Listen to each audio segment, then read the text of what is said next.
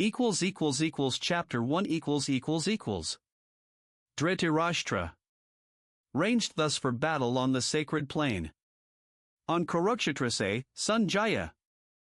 Say, what wrought my people and the Pandavas? Sanjaya. When he beheld the host of Pandavas, Raja Duryodhana to Drona drew, and spake these words, Guru. See this line, how vast it is of Pandu fighting men, embattled by the son of Drupada, I scholar in the war. Therein stand ranked chiefs like Arjuna, like to Bhima chiefs, benders of bows, Virata, Uyudhan, Drupada, eminent upon his car, Drishtaket, Chekithan, Kasi's stout lord, Parujit, Kuntibhoj, and Saivya, with Udamenu and Uddamaj, Subhadra's child, and Drupadi's, all famed, all mounted on their shining chariots. On our side, too, thou best of Brahmins. See, excellent chiefs, commanders of my line, whose names I joy to count, thyself the first. Then Bhishma, Karna, Kripa fierce in fight. Vikarna, Aswathaman, next to these. Strong Samadati, with full many more. Valiant and tried, ready this day to die. For me their king, each with his weapon grasped. Each skillful in the field. Weakest me seems. Our battle shows where Bhishma holds command. And Bhima, fronting him, something too strong. Have care our captains nigh to Bhishma's ranks. Prepare what help they may. Now, blow my shell. Then, at the signal of the aged king, with blare to wake the blood rolling around, like to a lion's roar, the trumpeter blew the great conch, and, at the noise of it, trumpets and drums, cymbals and gongs and horns burst into sudden clamor, as the blasts of loosened tempest, such the tumult seemed. Then might be seen, upon their car of gold, yoked with white steeds, blowing their battle shells, Krishna the god, Arjuna at his side. Krishna, with knotted locks, blew his great conch. Carved of the giant's bone, Arjuna blew. Indra's loud gift, Bhima the terrible. Wolf-bellied Bhima blew a long reed conch. And Yudhishthir, Kunti's blameless son, winded a mighty shell, victory's voice. And Nakula blew shrill upon his conch. Named the sweet-sounding, Sadev on his. Called Jembadekt, and Kasi's prince on his. Sikandi on his car, Drishtadium. Virata, Satyaki the unsubdued. Drupada, with his sons, O Lord of earth. Long-armed Subhadra's children, all blew loud, so that the clangor shook their foemen's hearts. With quaking earth and thundering heave-en. Then 'twas, beholding Dhritarashtra's battle set, weapons unsheathing, bows drawn forth, the war. Instant to break Arjuna, whose ensign badge was Hanuman the monkey, spake this thing to Krishna the divine, his charioteer. Drive, dauntless one, to yonder open ground. Betwixt the armies, I would see more nigh. These who will fight with us, those we must slay. Today, in war's arbitrament, for, sure, on bloodshed all are bent who throng this plain, obeying Dhritarashtra's sinful son. Thus, by Arjuna prayed, O Bharata. Between the hosts that heavenly charioteer drove the bright car, reining its milk-white steeds, where Bhishma led and Drona and their lords. See, spake he to Arjuna, where they stand, thy kindred of the Kurus, and the prince, marked on each hand the kinsmen of his house, grandsires and sires, uncles and brothers and sons, cousins and sons-in-law and nephews, mixed, with friends and honored elders, some this side, some that side ranged, and, seeing those opposed, such kith grown enemies Arjuna's heart melted with pity, while he uttered this. Arjuna, Krishna, as I behold, come here to shed Their common blood, yon concourse of our kin. My members fail, my tongue dries in my mouth. A shudder thrills my body, and my hair bristles with horror, from my weak hand slips. Gandiv, the goodly bough, of fever burns. My skin to parching, hardly may I stand. The life within me seems to swim and faint. Nothing do I foresee save woe and wail. It is not good, O Keshav. Not of good. Can spring from mutual slaughter. Lo, I hate triumph and domination, wealth and ease. Thus sadly won. Aho! What victory can bring delight, Govinda? What rich spoils could profit, what rule recompense, what span of life itself seems sweet, bought with such blood? Seeing that these stand here, ready to die, for whose sake life was fair, and pleasure pleased, and power grew precious, grandsires, sires, and sons, brothers, and fathers-in-law, and sons-in-law, elders and friends. Shall I deal death on these, even though they seek to slay us? Not one blow, O Madhusudan, will I strike to gain the rule of all three worlds. Then, how much less to seize an earthly kingdom? Killing these must breed but anguish, Krishna. If they be guilty, we shall grow guilty by their deaths. Their sins will light on us, if we shall slay those sons of Dhritarashtra, and our kin. What peace could come of that, O Madhava? For if indeed, blinded by lust and wrath, these cannot see, or will not see, the sin of kingly lines o'erthrown and kinsmen slain, how should not we, who see, shun such a crime? We who perceive the guilt and feel the shame. O thou delight of men, Janardana! By overthrow of houses perisheth their sweet continuous household piety. And rites neglected, piety extinct. Enters impiety upon that home. Its women grow unwomaned, whence their spring mad passions, and the mingling up of castes. Sending a hellward road that family. And whoso wrought its doom by wicked wrath. Nay, and the souls of honored ancestors fall from their place of peace, being bereft of funeral cakes and the one death water, FN number 1. So teach our holy hymns. Thus, if we slay kinsfolk and friends for love of earthly power, Ahovat! What an evil fault it were! Better I deem it, if my kinsmen strike, to face them weaponless, and bare my breast to shaft and spear, than answer blow with blow. So speaking, in the face of those two hosts, Arjuna sank upon his chariot seat, and let fall bow and arrows, sick at heart. Here in Death Chapter 1 of the Bhagavad Gita, entitled Arjuna Vishad, or the Book of the Distress of Arjuna. Chapter 2 Sanjaya. Him, filled with such compassion and such grief, with eyes tear-dimmed, despondent, in stern words, the driver, Madhusudan, thus addressed: Krishna, how hath this weakness taken thee? Whence springs the inglorious trouble, shameful to the brave, barring the path of virtue? Nay, Arjuna, forbid thyself to feebleness. It mars thy warrior name. Cast off the coward fit. Wake. Be thyself. Arise, scourge of thy foes. Arjuna, how can I, in the battle, shoot with shafts on Bhishma, or on Drona, O thou chief? Both worshipful, both honorable men? Better to live on beggar's bread, with those we love alive, than taste their blood in rich feasts spread, and guiltily survive. Ah!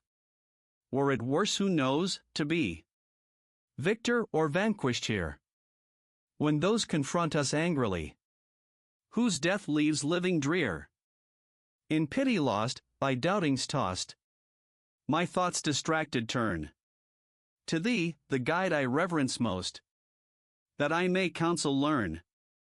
I know not what would heal the grief burned into soul and sense, if I were earth's unchallenged chief, a god in these gone thence. Sanjaya. So spake Arjuna to the Lord of Hearts, and sighing, I will not fight, held silence then. To whom, with tender smile, O Bharata, while the prince wept despairing twixt those hosts, Krishna made answer in divinest verse. Krishna, thou grievest where no grief should be. Thou speakst words lacking wisdom. For the wise in heart, mourn not for those that live, nor those that die. Nor I, nor thou, nor any one of these, ever was not, nor ever will not be, forever and forever afterwards. All that doth live, lives always. To man's frame, as there come infancy and youth and age, so come their raisings up and layings down of other life abodes, which the wise know, and fear not. This that irks thy sense life, thrilling to the elements, bringing thee heat and cold, sorrows and joys. 'Tis brief and mutable. Bear with it, prince, as the wise bear. The soul which is not moved, the soul that with a strong and constant calm takes sorrow and takes joy indifferently, lives in the life undying. That which is can never cease to be, that which is not will not exist. To see this truth of both, is theirs who part essence from accident, substance from shadow, indestructible. Learn thou. The life is, spreading life through all. It cannot anywhere, by any means, be anywise diminished, stayed, or changed. But for these fleeting frames which it informs, with spirit deathless, endless, infinite, they perish. Let them perish, prince, and fight. He who shall say, Lo, I have slain a man. He who shall think, Lo, I am slain, those both. Know not. Life cannot slay. Life is not slain. Never the spirit was born, the spirit shall cease to be never. Never was time it was not, end and beginning are dreams. Birthless and deathless and changeless remaineth the spirit forever. Death hath not touched it at all, dead though the house of it seems. Who knoweth it exhaustless, self-sustained? Immortal, indestructible, shall such say, I have killed a man, or caused to kill. Nay, but as when one layeth his worn-out robes away, and taking new ones, saith, These will I wear today. So putteth by the Spirit lightly its garb of flesh, and passeth to inherit a residence afresh. I say to thee, weapons reach not the life. Flame burns it not, waters cannot o'erwhelm, nor dry winds wither it. Impenetrable, unentered, unassailed, unharmed, untouched. Immortal, all-arriving, stable, sure. Invisible, ineffable, by word and thought uncompassed, ever all itself. Thus is the soul declared. How wilt thou, then, knowing it so, grieve when thou shouldst not grieve? How, if thou hearest that the man new dead is, like the man newborn, still living man? One same, existent spirit, wilt thou weep? The end of birth is death, the end of death is birth, this is ordained. And mournest thou, chief of the stalwart arm, for what befalls, which could not otherwise befall? The birth of living things comes unperceived, the death comes unperceived, between them, beings perceive. What is there sorrowful herein, dear prince? Wonderful, wistful, to contemplate. Difficult, doubtful, to speak upon. Strange and great for tongue to relate. mystical hearing for every one. Nor wotteth man this, what a marvel it is, when seeing, and saying, and hearing are done. This life within all living things, my prince, hides beyond harm. Scorn thou to suffer, then, for that which cannot suffer. Do thy part. Be mindful of thy name, and tremble not. Not better can betide a martial soul than lawful war. Happy the warrior, to whom comes joy of battle, comes, as now, glorious and fair, unsought, opening for him a gateway unto heaven. But, if thou shunst this honorable field, a Kshatriya, if, knowing thy duty and thy task, thou bidst duty and task go by, that shall be sin, and those to come shall speak thee infamy. From age to age, but infamy is worse for men of noble blood to bear than death. The chiefs upon their battle chariots will deem 'twas fear that drove thee from the fray. Of those who held thee mighty soul to scorn, thou must abide, while all thine enemies will scatter bitter speech of thee, to mock the valor which thou hadst. What fate could fall more grievously than this? Either being killed, thou wilt win Swarga's safety, or alive and victor thou wilt reign an earthly king. Therefore, arise, thou son of Kunti. Brace thine arm for conflict, nerve thy heart to meet, as things alike to thee, pleasure or pain, profit or ruin, victory or defeat. So minded, gird thee to the fight, for so thou shalt not sin. Thus far I speak to thee, as from the Sankhya unspiritually. Hear now the deeper teaching of the Yag, which holding, understanding, thou shalt burst thy karma band, the bondage of wrought deeds. Here shall no end be hindered, no hope marred, no loss be feared. Faith, yea, a little faith, shall save thee from the anguish of thy dread. Here, glory of the Kurus, shines one rule, one steadfast rule, while shifting souls have laws many and hard, specious, but wrongful deem the speech of those ill-taught ones who extol the letter of their Vedas, saying, this is all we have, or need, being weak at heart, with wants, seekers of heaven, which comes, they say, as fruit of good deeds done, promising men much profit in new births for works of faith, in various rites abounding, following whereon large merit shall accrue towards wealth and power. Albeit, who wealth and power do most desire, least fixity of soul have, such least hold on heavenly meditation. Much these teach from Veds, concerning the three qualities.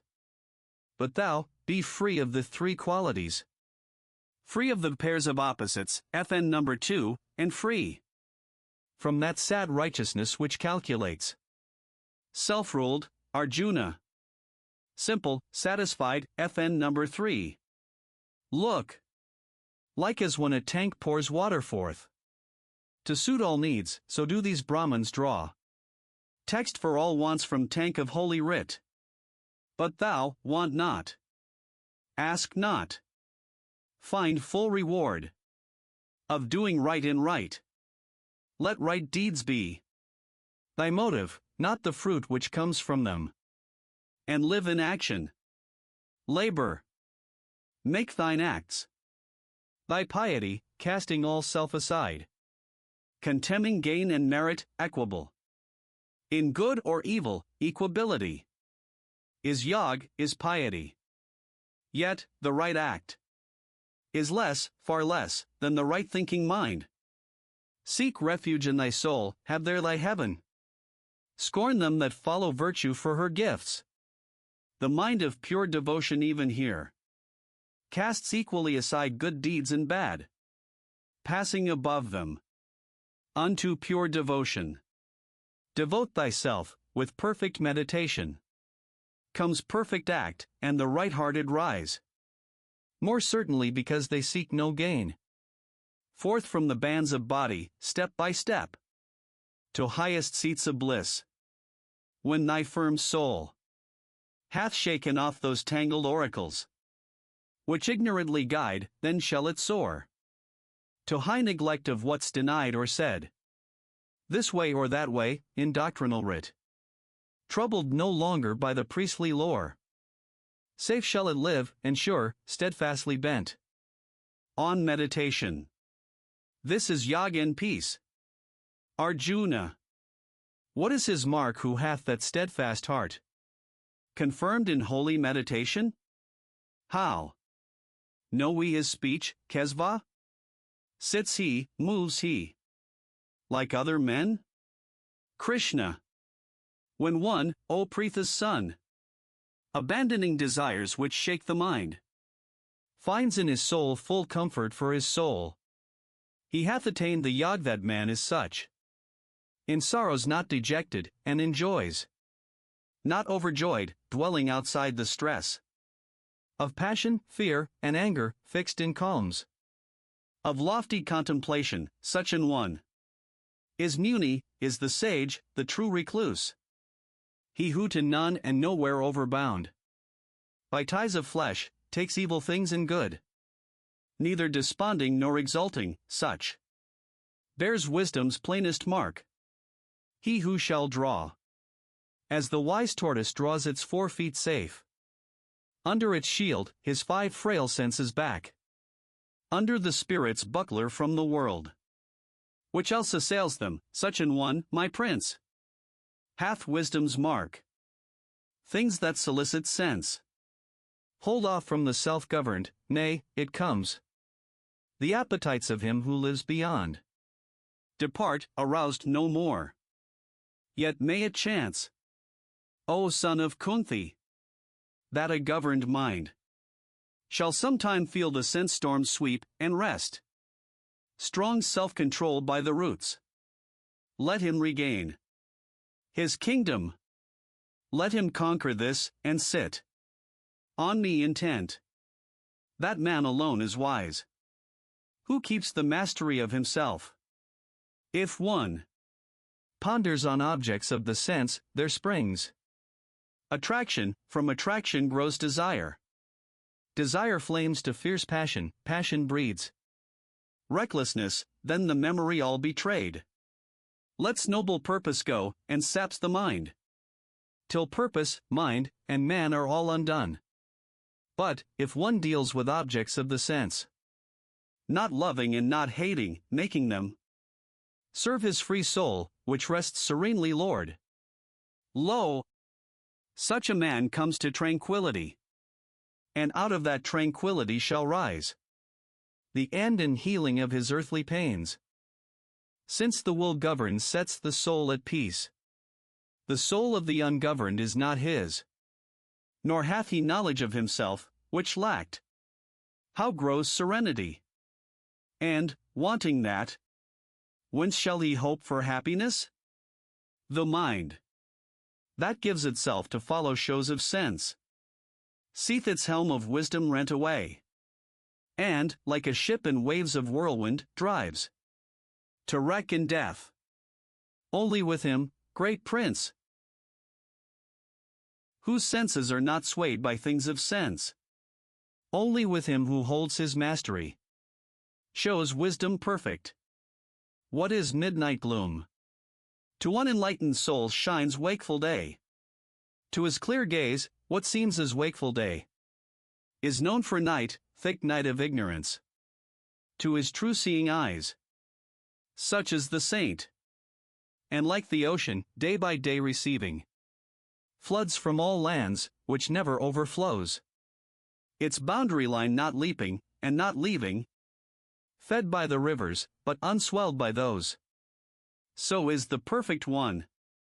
To his soul's ocean, the world of sense pours streams of witchery. They leave him as they find, without commotion, taking their tribute, but remaining sea. Yea, whoso, shaking off the yoke of flesh, lives lord, not servant, of his lusts, set free from pride, from passion, from the sin of self, toucheth tranquility. O Pritha's son! That is the state of Brahm. There rests no dread. When that last step is reached, live where he will, die when he may, such passeth from all plaining, to blessed nirvana, with the gods, attaining. Here in Death Chapter 2 of the Bhagavad Gita, entitled Sankhya Yoga, or the Book of Doctrines, Chapter 3 Arjuna, thou whom all mortals praise, Janardana. If meditation be a nobler thing than action, wherefore, then, great Kesava, dost thou impel me to this dreadful fight? Now am I by thy doubtful speech disturbed. Tell me one thing, and tell me certainly. By what road shall I find the better end? Krishna. I told thee, blameless Lord, there be two paths shown to this world, two schools of wisdom. First, the Sankhya's, which doth save in way of works, prescribed, FN number 4, by reason. Next, the Yoga, which bids attain by meditation, spiritually. Yet these are one. No man shall scape from act by shunning action, nay, and none shall come by mere renouncements unto perfectness. Nay, and no jot of time, at any time, rests any actionless, his nature's law compels him, even unwilling, into act. For thought is act in fancy. He who sits, suppressing all the instruments of flesh, yet in his idle heart thinking on them, plays the inept and guilty hypocrite.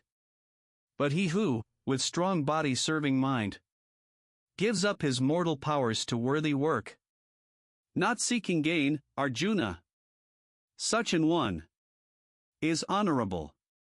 Do thine allotted task. Work is more excellent than idleness. The body's life proceeds not, lacking work. There is a task of holiness to do, unlike world-binding toil, which bindeth not. The faithful soul, such earthly duty do, free from desire, and thou shalt well perform thy heavenly purpose. Spake Prajapati. In the beginning, when all men were made, and, with mankind, the sacrifice do this. Work. Sacrifice. Increase and multiply. With sacrifice. This shall be Kamaduk, your cow of plenty, giving back her milk of all abundance. Worship the gods thereby. The gods shall yield thee grace. Those meats ye crave, the gods will grant to labor when it pays tithes in the altar flame. But if one eats fruits of the earth, rendering to kindly heaven no gift of toil, that thief steals from his world, who eat of food after their sacrifice, are quit of fault, but they that spread a feast, all for themselves, eat sin and drink of sin. By food the living live, food comes of rain, and rain comes by the pious sacrifice, and sacrifice is paid with tithes of toil. Thus action is of Brahma, who is one, the only, all-pervading, at all times, present in sacrifice. He that abstains to help the rolling wheels of this great world, glutting his idle sense, lives a lost life, shameful and vain, existing for himself, self-concentrated, serving self alone. No part hath he in aught, nothing achieved. Not wrought or unwrought toucheth him, no hope of help for all the living things of earth. Depends from him, FN number 5, therefore, thy task prescribed. With spirit unattached gladly perform. Since in performance of plain duty man mounts to his highest bliss by works alone. Janak and ancient saints reached blessedness. Moreover, for the upholding of thy kind, action thou shouldst embrace. What the wise choose, the unwise people take. What best men do, the multitude will follow. Look on me, thou son of Pritha. In the three wide worlds, I am not bound to any toil, no height awaits to scale, no gift remains to gain. Yet I act here. And, if I acted not, earnest and watchful those that look to me for guidance, sinking back to sloth again. Because I slumbered, would decline from good. And I should break earth's order and commit her offspring unto ruin, Bharata. Even as the unknowing toil, wedded to sense. So let the enlightened toil, sense-freed, but set to bring the world deliverance, and its bliss. Not sowing in those simple, busy hearts seed of despair. Yea. Let each play his part in all he finds to do, with unyoked soul. All things are everywhere by nature wrought in interaction of the qualities. The fool, cheated by self, thinks, this I did, and that I wrought, but thou strong-armed prince. A better lessened mind, knowing the play of visible things within the world of sense, and how the qualities must qualify, standeth aloof even from his acts. Untaught, live mixed with them, knowing not nature's way, of highest aims unwitting, slow and dull. Those make thou not to stumble, having the light, but all thy dues discharging, for my sake, with meditation centered inwardly, seeking no profit, satisfied, serene, heedless of issue fight. They who shall keep my ordinance thus, the wise and willing hearts, have quittance from all issue of their acts. But those who disregard my ordinance, thinking they know not, and fall to loss, confused and foolish. Sooth, the instructed one doth of his kind, following what fits him most, and lower creatures of their kind, in vain contending gainst the law. Needs must it be. The objects of the sense will stir the sense to like and dislike, yet enlightened man yields not to these, knowing them enemies. Finally, this is better, that one do his own task as he may, even though he fail, then take tasks not his own, though they seem good. To die performing duty is no ill, but who seeks other roads shall wander still. Arjuna. Yet tell me, teacher, by what force doth man go to his ill, unwilling, as if one pushed him that evil path? Krishna. It is. Passion it is. Born of the darknesses, which pusheth him. Mighty of appetite. Sinful, and strong is this, man's enemy. As smoke blots the white fire, as clinging rust mars the bright mirror, as the wound surrounds the babe unborn, so is the world of things. Foiled, soiled, enclosed in this desire of flesh. The wise fall, caught in it, the unresting foe. It is of wisdom, wearing countless forms. Fair but deceitful, subtle as a flame. Sense, mind, and reason these, O Kunti's son, are booty for it, in its play with these. It maddens man, beguiling, blinding him. Therefore, thou noblest child of Bharata, govern thy heart. Constrain entangled sense. Resist the false, soft sinfulness which saps knowledge and judgment. Yeah, the world is strong. But what discerns it stronger, and the mind strongest, and high o'er all the ruling soul? Wherefore, perceiving him who reigns supreme, put forth full force of soul in thy own soul. Fight. Vanquish foes and doubts, dear hero. Slay what haunts thee in fond shapes, and would betray. Here in Death Chapter 3 of the Bhagavad Gita, entitled Karma Yoga, or the Book of Virtue and Work. Chapter 4 Krishna. This deathless yoga, this deep union, I taught Vivaswata, Athen number 6, the Lord of Light. Vivaswata to Manu gave it, he To Ikshwaku, so passed it down the line. Of all my royal rishis. Then, with years, the truth grew dim and perished, noble prince.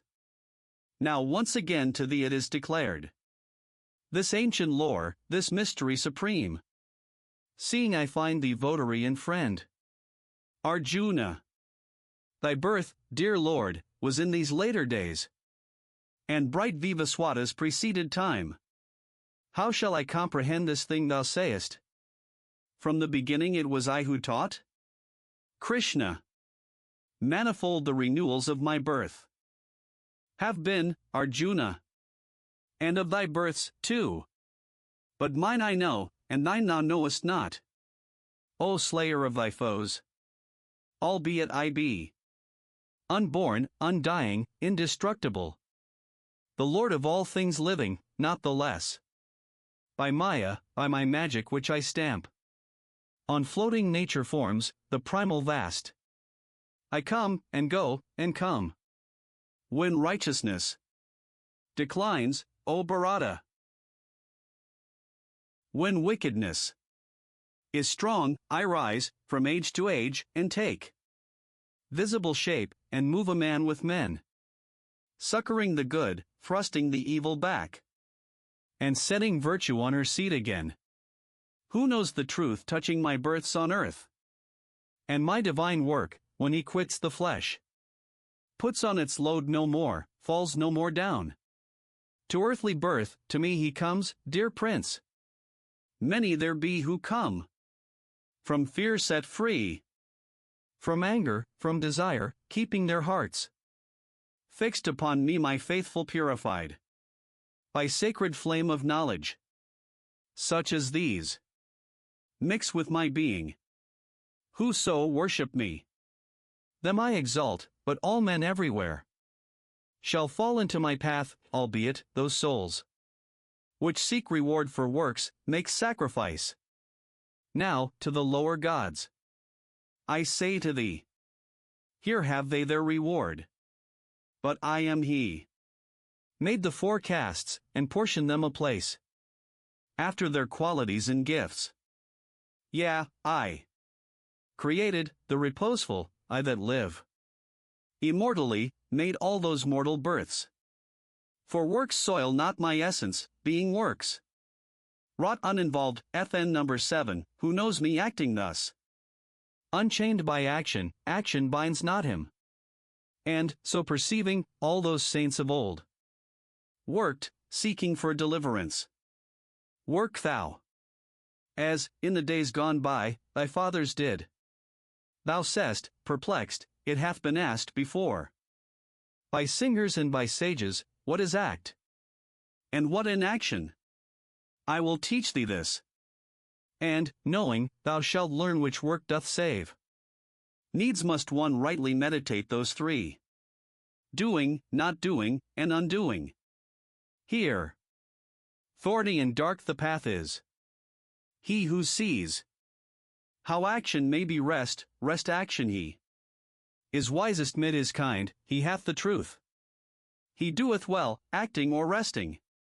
Freed. In all his works from prickings of desire. Burn clean and act by the white fire of truth. The wise call it manwise, and such an one. Renouncing fruit of deeds, always content. Always self-satisfying, if he works. Doth nothing that shall stain his separate soul. Which quit of fear and hope subduing self. Rejecting outward impulse yielding up. To bodies need nothing save body, dwells.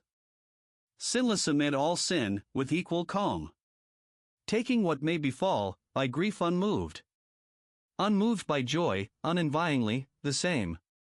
In good and evil fortunes, nowise bound. By bond of deeds. Nay, but of such an one. Whose crave is gone, whose soul is liberate. Whose heart is set on truth of such an one. What work he does is work of sacrifice. Which passeth purely into ash and smoke. Consumed upon the altar. All's then God.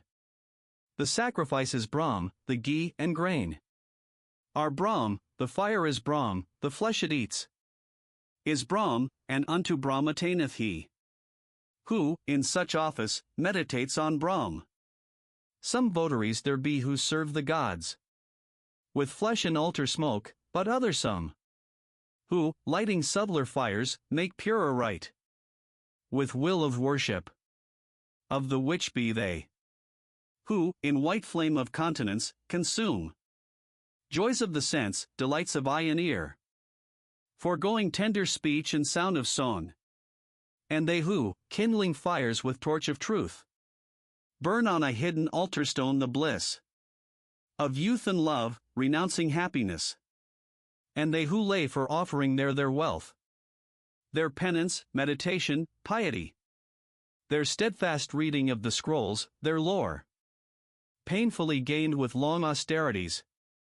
And they who, making silent sacrifice, draw in their breath to feed the flame of thought, and breathe it forth to waft the heart on high, governing the vintage of each entering air, lest one sigh pass which helpeth not the soul. And they who, day by day denying needs, lay life itself upon the altar flame, burning the body one. Lo! All these keep the rite of offering, as if they slew victims, and all thereby efface much sin. Yea, and who feed on the immortal food left of such sacrifice, to Brahma pass, to the unending. But for him that makes no sacrifice, he hath nor part nor lot, even in the present world. How should he share another, O thou glory of thy line? In sight of Brahma all these offerings are spread and are accepted. Comprehend that all proceed by act, for knowing this, thou shalt be quit of doubt.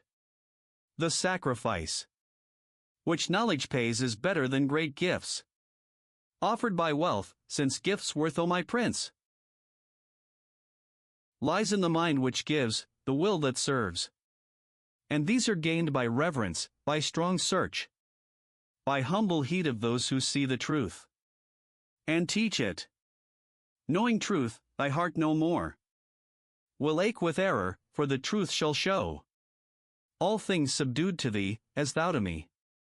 Moreover, son of Pandu, wert thou worst of all wrongdoers, this fair ship of truth should bear thee safe and dry across the sea of thy transgressions, as the kindled flame feeds on the fuel till it sinks to ash.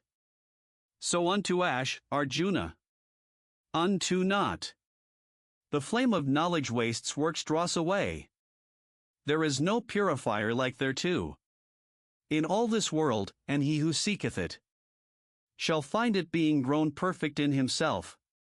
Believing, he receives it when the soul masters itself, and cleaves to truth, and comes, possessing knowledge, to the higher peace, the uttermost repose. But those untaught, and those without full faith, and those who fear, are shent. No peace is here or otherwhere, no hope, nor happiness for whoso doubts. He that, being self-contained, hath vanquished doubt, disparting self from service, soul from works, enlightened and emancipate, my prince. Works fetter him no more. Cut then a twain with sword of wisdom, son of Bharata, this doubt that binds thy heartbeats. Cleave the bond born of thy ignorance. Be bold and wise. Give thyself to the field with me. Arise. Here in Death Chapter 4 of the Bhagavad Gita, entitled Jnana Yag, or the Book of the Religion of Knowledge, Chapter 5 Arjuna.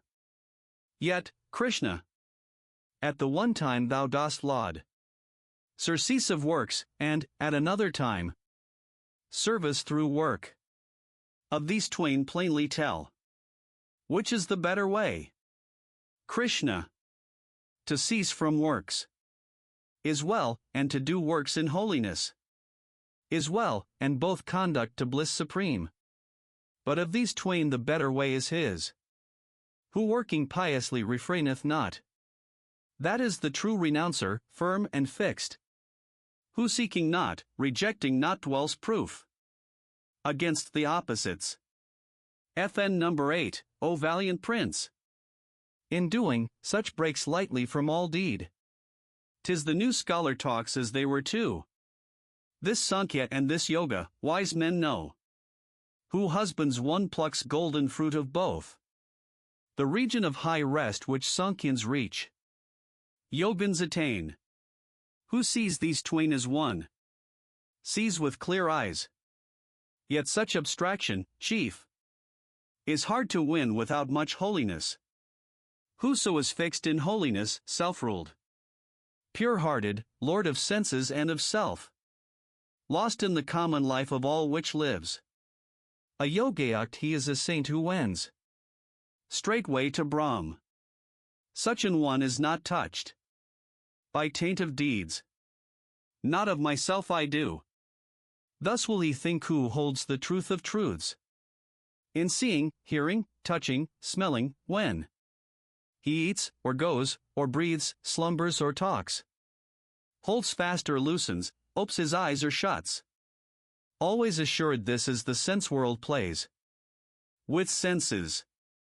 He that acts in thought of Brahm, detaching end from act, with act content. The world of sense can no more stain his soul than waters mar th enameled lotus leaf. With life, with heart, with mind nay, with the help of all five senses letting selfhood go, Yogans toil ever towards their soul's release. Such votaries, renouncing fruit of deeds, gain endless peace, the unvowed, the passion-bound, seeking a fruit from works, are fastened down. The embodied sage, withdrawn within his soul, at every act sits godlike in the town, which hath 9 gateways, FN number 9, neither doing aught, nor causing any deed. This world's Lord makes neither the work, nor passion for the work, nor lust for fruit of work, the man's own self pushes to these. The master of this world takes on himself the good or evil deeds of no man dwelling beyond. Mankind errs here by folly, darkening knowledge. But, for whom that darkness of the soul is chased by light, splendid and clear shines manifest the truth, as if a sun of wisdom sprang to shed its beams of dawn. Him meditating still, him seeking, with him blended, stayed on him. The souls illuminated take that road which hath no turning back, their sins flung off by strength of faith. Who will may have this light? Who hath it sees? To him who wisely sees, the Brahman with his scrolls and sanctities, the cow, the elephant, the unclean dog, the outcast gorging dog's meat, are all one. The world is overcome even here, by such as fix their faith on unity. The sinless Brahma dwells in unity, and they in Brahma. Be not over glad, attaining joy, and be not over sad, encountering grief, but, stayed on Brahma, still. Constant let each abide. The sage whose soul holds off from outer contacts, in himself finds bliss, to Brahma joined by piety. His spirit tastes eternal peace. The joys springing from sense life are but quickening wombs, which breed sure griefs. Those joys begin and end. The wise mind takes no pleasure, Kunti's son, in such as those. But if a man shall learn, even while he lives and bears his body's chain, to master lust and anger, he is blessed. He is the yukta, he hath happiness, contentment, light, within, his life is merged. In Brahma's life, he doth nirvana touch. Thus go the rishis unto rest, who dwell with sins effaced, with doubts at end, with hearts governed and calm. Glad in all good they live, nigh to the peace of God, and all those live who pass their days exempt from greed and wrath, subduing self and senses, knowing the soul. The saint who shuts outside his placid soul all touch of sense, letting no contact through, whose quiet eyes gaze straight from fixed brows, whose outward breath and inward breath are drawn, equal and slow through nostrils still and close, that one with organs, heart, and mind constrained, bent on deliverance, having put away passion, and fear, and rage, hath, even now, obtained deliverance, ever and ever freed. Yea, for he knows me who am he that heeds the sacrifice and worship, God revealed. And he who heeds not, being Lord of worlds, lover of all that lives, God unrevealed, wherein who will shall find surety and shield. Here ends chapter 5 of the Bhagavad Gita, entitled Karma Sannyasayag, or the Book of Religion by Renouncing Fruit of Works. Chapter 6 Krishna. Therefore, who doeth work rightful to do, not seeking gain from work, that man, O prince, is sannyasi and yogi both in one. And he is neither who lights not the flame of sacrifice, nor setteth hand to task. Regard as true renouncer him that makes worship by work, for who renounceth not, works not as yogin. So is that well said. By works the votary doth rise to faith, and saintship is the ceasing from all works. Because the perfect yogin acts but acts, unmoved by passions and unbound by deeds. Setting result aside, let each man raise the self by soul, not trample down his self. Since soul that is self's friend may grow self's foe. Soul is self's friend when self doth rule o'er self. But self turns enemy of soul's own self. Hates self as not itself, FN number 10. The sovereign soul of him who lives self-governed and at peace is centered in itself, taking alike pleasure and pain, heat, cold, glory and shame. He is the yogi, he is yukta, glad with joy of light and truth, dwelling apart upon a peak, with senses subjugate, where to the clod, the rock, the glistering gold show all as one. By this sign is he known, being of equal grace to comrades, friends, chance-comers, strangers, lovers, enemies, aliens and kinsmen, loving all alike, evil or good. Sequestered should he sit, steadfastly meditating, solitary, his thoughts controlled, his passions laid away, quit of belongings, in a fair, still spot, having his fixed abode not too much raised, nor yet too low, let him abide, his goods, a cloth, a deerskin, and the kusa grass.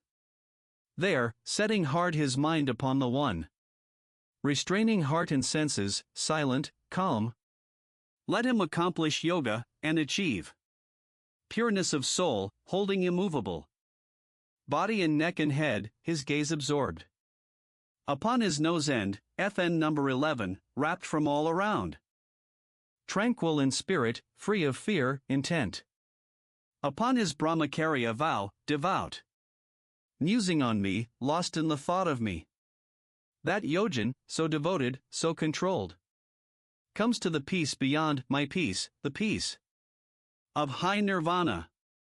But for earthly needs, religion is not his who too much fasts, or too much feasts, nor his who sleeps away an idle mind, nor his who wears to waste his strength in vigils. Nay, Arjuna, call that the true piety which most removes earthaches and ills, where one is moderate in eating and in resting and in sport, measured in wish and act, sleeping betimes, waking betimes for duty. When the man, so living, centers on his soul the thought, straightly restrained untouched internally, by stress of sense then is he yukta. See, Steadfast a lamp burns sheltered from the wind. Such is the likeness of the yogi's mind. Shut from sense storms and burning bright to heaven.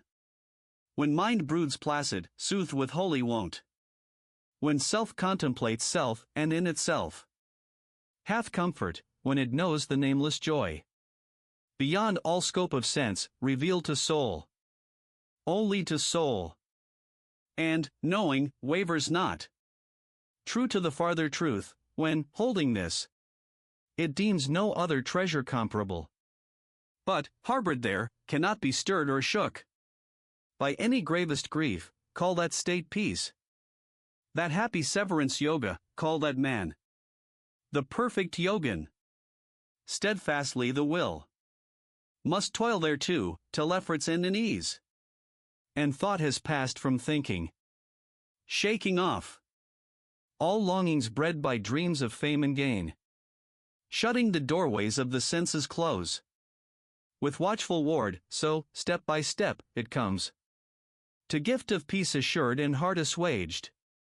When the mind dwells self-wrapped, and the soul broods cumberless. But, as often as the heart breaks wild and wavering from control, so oft let him recurb it, let him rein it back. To the soul's governance, for perfect bliss grows only in the bosom tranquilized. The spirit passionless, purged from offense, vowed to the infinite. He who thus vows his soul to the supreme soul, quitting sin, passes unhindered to the endless bliss of unity with Brahma. He so vowed, so blended, sees the life soul resident in all things living, and all living things in that life soul contained. And whoso thus discerneth me in all, and all in me, I never let him go, nor looseneth he hold upon me, but, dwell he where he may. Whatever his life, in me he dwells and lives, because he knows and worships me, who dwell in all which lives, and cleaves to me in all. Arjuna. If a man sees everywhere, taught by his own similitude one life, one essence in the evil and the good, hold him a yogi, yeah, well perfected. Arjuna. Slayer of Madhu. Yet again, this yog, this peace, derived from equanimity, made known by the eye see no fixity. Therein, no rest, because the heart of men is unfixed, Krishna. Rash, tumultuous, willful and strong. It were all one, I think, to hold the wayward wind, as tame man's heart. Krishna. Hero long-armed. Beyond denial, hard. Man's heart is to restrain, and wavering. Yet may it grow restrained by habit, Prince. By wont of self-command. This yog, I say, cometh not lightly to th ungoverned ones. But he who will be master of himself shall win it, if he stoutly strive thereto. Arjuna. And what road goeth he who, having faith, fails, Krishna, in the striving, falling back from holiness, missing the perfect rule? Is he not lost, straying from Brahma's light? Like the vain cloud, which floats twixt earth and heaven, when lightning splits it, and it vanisheth? Fain would I hear thee answer me herein, since, Krishna, none save thou can clear the doubt. Krishna. He is not lost, thou son of Pritha. No. Nor earth, nor heaven is forfeit, even for him. Because no heart that holds one right desire treadeth the road of loss. He who should fail, desiring righteousness, cometh at death. Unto the region of the just, dwells there measureless years, and being born anew, beginneth life again in some fair home, amid the mild and happy. It may chance he doth descend into a yogin house, on virtue's breast, but that is rare. Such birth is hard to be obtained on this earth, chief. so hath he back again what heights of heart he did achieve, and so he strives anew to perfectness, with better hope, dear prince. For by the old desire he is drawn on, unwittingly, and only to desire. The purity of Yog is to pass beyond the Sabdabrahm, the spoken Ved. But, being yogi, striving strong and long, purged from transgressions, perfected by births, following on births, he plants his feet at last upon the farther path. Such as one ranks above ascetics, higher than the wise, beyond achievers of vast deeds. Be thou Yogi Arjuna, and of such believe. Truest and best is he who worships me with inmost soul, stayed on my mystery. Here in Death Chapter 6 of the Bhagavad Gita, entitled Atmasanyamag, or The Book of Religion by Self-Restraint. Chapter 7 Krishna. Learn now, dear prince, how, if thy soul be set ever on me, still exercising Yog, still making me thy refuge, thou shalt come most surely unto perfect hold of me. I will declare to thee that utmost lore, whole and particular, which, when thou knowest, leaveth no more to know here in this world. Of many thousand mortals, one, perchance, striveth for truth, and of those few that strive, nay, and rise high, one only here and there knoweth me, as I am, the very truth. Earth, water, flame, air, ether, life, and mind, and individuality, those 8, make up the showing of me, manifest. These be my lower nature, learn the higher. Whereby, thou valiant one, this universe is, by its principle of life, produced. Whereby the worlds of visible things are born, as from a yoni. No, I am that womb. I make and I unmake this universe. Than me there is no other master, prince, no other maker. All these hang on me, as hangs a row of pearls upon its string. I am the fresh taste of the water, I, the silver of the moon, the gold o' the sun, the word of worship in the Veds, the thrill that passeth in the ether, and the strength of man's shed seed. I am the good sweet smell of the moistened earth, I am the fire's red light, the vital air moving in all which moves, the holiness of hallowed souls, the root undying, whence hath sprung whatever is, the wisdom of the wise, the intellect of the informed, the greatness of the great, the splendor of the splendid. Kunti's son. These am I, free from passion and desire. Yet am I right desire in all who yearn. Chief of the Bharatas. For all those moods, suffast, or passionate, or ignorant, which nature frames, deduce from me, but all are merged in me, not I in them. The world, deceived by those 3 qualities of being, wotteth not me who am outside them all, above them all, eternal. Hard it is to pierce that veil divine of various shows, which hideth me, yet they who worship me pierce it and pass beyond. I am not known to evildoers, nor to foolish ones, nor to the base and churlish, nor to those whose mind is cheated by the show of things, nor those that take the way of Azuris, FN number 12. For sorts of mortals know me, he who weeps, Arjuna, and the man who yearns to know, and he who toils to help, and he who sits certain of me, enlightened.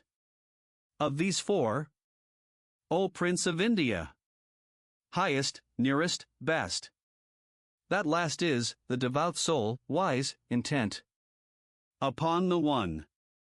Dear, above all, am I to him, and he is dearest unto me. All 4 are good, and seek me, but mine own The true of heart, the faithful stayed on me, taking me as their utmost blessedness. They are not mine, but even I myself. At end of many births to me they come. Yet hard the wise Mahatma is to find. That man who saith, all is Vasudev. FN number 13. There be those, too, whose knowledge, turned aside by this desire or that, gives them to serve some lower gods, with various rites, constrained by that which mouldeth them. Unto all such worship what shrine they will, what shapes, in faith. 'Tis I who give them faith. I am content. The heart thus asking favor from its God, darkened but ardent, hath the end it craves. The lesser blessing but 'tis I who give. Yet soon is withered what small fruit they reap. Those men of little minds, who worship so, go where they worship, passing with their gods. But mine come unto me. Blind are the eyes, which deem th unmanifested manifest, not comprehending me in my true self. Imperishable, viewless, undeclared, hidden behind my magic veil of shows. I am not seen by all, I am not known, unborn and changeless to the idle world. But I, Arjuna, know all things which were, and all which are, and all which are to be, albeit not one among them knoweth me. By passion for the pairs of opposites, by those twain snares of like and dislike, Prince, all creatures live bewildered, save some few, who, quit of sins, holy in act, informed, freed from the opposites, and fixed in faith, cleave unto me. Who cleave, who seek in me refuge from birth, FN number 14, and death, those have the truth. Those know me Brahma, know me soul of souls.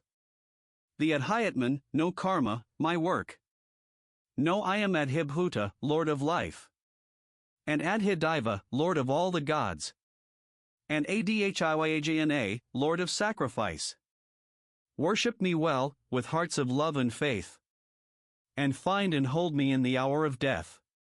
Here in Death Chapter 7 of the Bhagavad Gita, entitled Vijnanayog, or the Book of Religion by Discernment. Chapter 8 Arjuna. Who is that Brahma? What that soul of souls? The Adhyatman? What, thou best of all?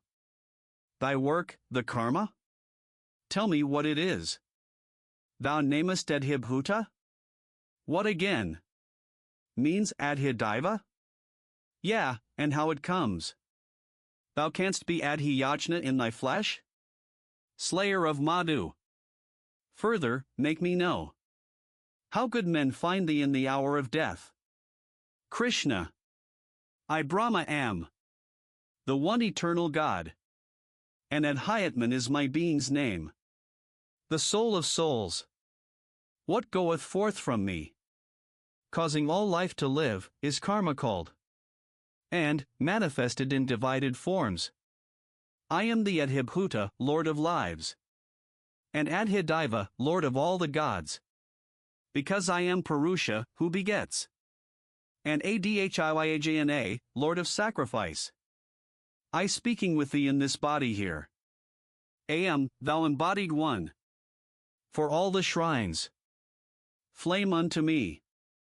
And, at the hour of death, he that hath meditated me alone, in putting off his flesh, comes forth to me, enters into my being, doubt thou not.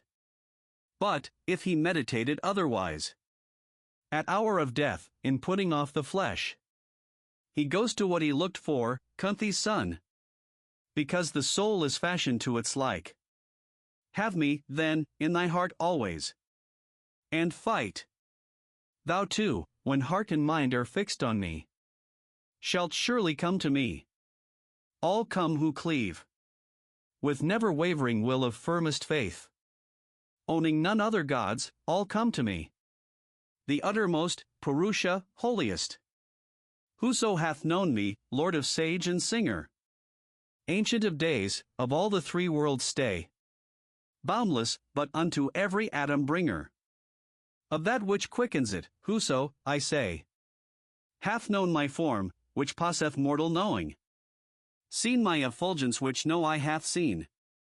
Than the sun's burning gold more brightly glowing. Dispersing darkness unto him hath been. Right life.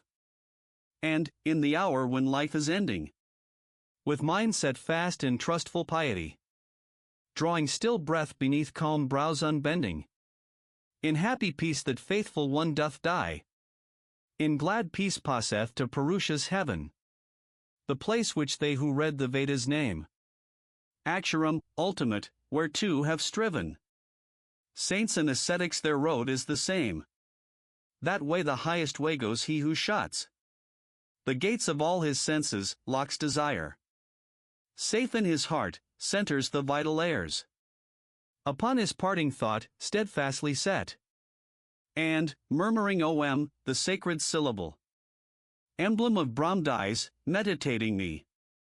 For who, none other gods regarding, looks ever to me, easily am I gained. By such a yogi, and, attaining me, they fall not those Mahatmas back to birth, to life, which is the place of pain, which ends, but take the way of utmost blessedness. The worlds, Arjuna, even Brahma's world, roll back again from death to life's unrest. But they, O Kunti's son, that reach to me, taste birth no more. If ye know Brahma's day, which is 1,000 yugas, if ye know the 1,000 yugas making Brahma's night, then know ye day and night as he doth know. When that vast dawn doth break, invisible is brought anew into the visible. When that deep night doth darken, all which is fades back again to him who sent it forth. Yea, this vast company of living things, again and yet again produced expires. At Brahma's nightfall, and, at Brahma's dawn, riseth, without its will, to life newborn. But higher, deeper, innermost abides another life, not like the life of sense, escaping sight, unchanging. This endures when all created things have passed away. This is that life named the unmanifest, the infinite, the all, the uttermost. Thither arriving none return. That life is mine, and I am there. And, Prince, by faith, which wanders not, there is a way to come thither. I, the Purusha, I who spread the universe around me, in whom dwell all living things, may so be reached and seen. FN number 14. Richer than holy fruit on Vedas growing, greater than gifts, better than prayer or fast. Such wisdom is. The yogi, this way knowing, comes to the utmost perfect peace at last. Here in Death Chapter 8 of the Bhagavad Gita, entitled Akshara Brahmag, or the Book of Religion by Devotion to the One Supreme God. Chapter 9 Krishna. Now will I open unto thee whose heart rejects not that last lore, deepest concealed, that farthest secret of my heavens and earths, which but to know shall set thee free from ills. A royal lore, a kingly mystery. Yea, for the soul such light as purgeth it from every sin, a light of holiness, with inmost splendor shining, plain to see, easy to walk by, inexhaustible. They that receive not this, failing in faith, to grasp the greater wisdom, reach not me. Destroyer of thy foes, they sink anew into the realm of flesh, where all things change. By me the whole vast universe of things is spread abroad, by me the unmanifest. In me are all existences contained, not I in them, yet they are not contained. Those visible things, receive and strive to embrace. The mystery majestical. My being. Creating all, sustaining all still dwells. Outside of all. See. As the shoreless airs. Move in the measureless space, but are not space. And space were space without the moving airs. So all things are in me, but are not I. At closing of each kalpa, Indian prince. All things which be back to my being come. At the beginning of each kalpa, all. Issue newborn from me.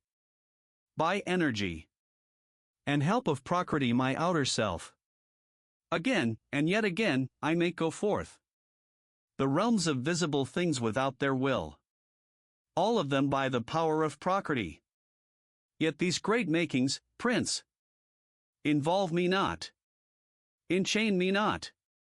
I sit apart from them. Other, and higher, and free, nowise attached.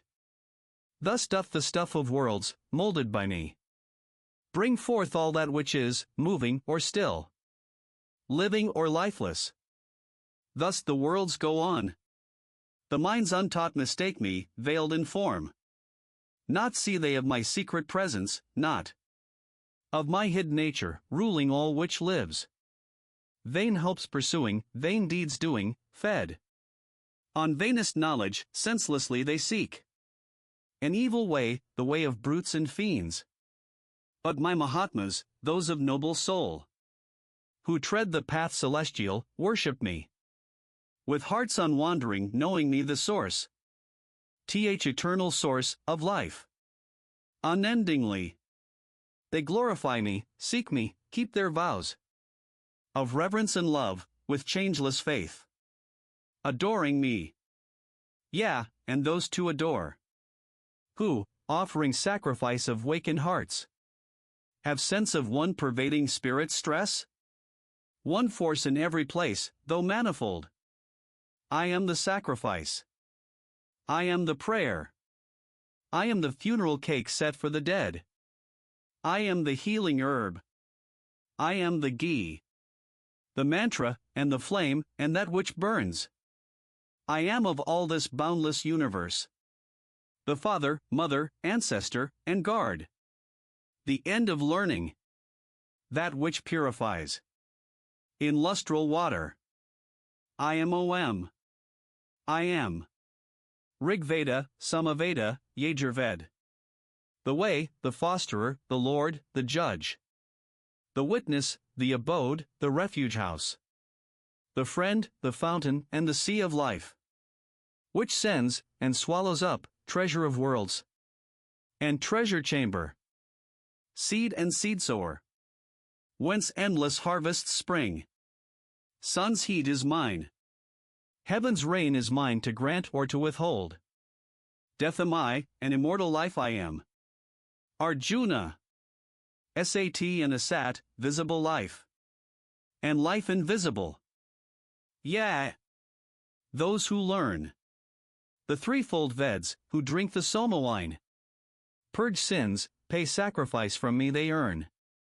Passage to Swarga, where the meat's divine.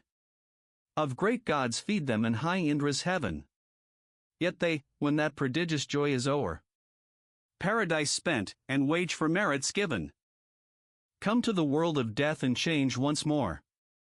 They had their recompense. They stored their treasure. Following the threefold scripture and its writ. Who seeketh such gaineth the fleeting pleasure of joy which comes and goes. I grant them it. But to those blessed ones who worship me, turning not otherwhere, with mind set fast, I bring assurance of full bliss beyond. Nay, and of hearts which follow other gods. In simple faith, their prayers arise to me. O Kunti's son! Though they pray wrongfully.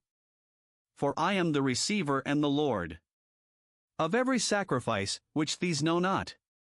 Rightfully, so they fall to earth again. Who follow gods go to their gods, who vow. Their souls to Pitris go to Pitris, minds. To evil butts given o'er sink to the butts. And whoso loveth me cometh to me. whoso shall offer me in faith and love a leaf, a flower, a fruit, water poured forth, that offering I accept, lovingly made, with pious will.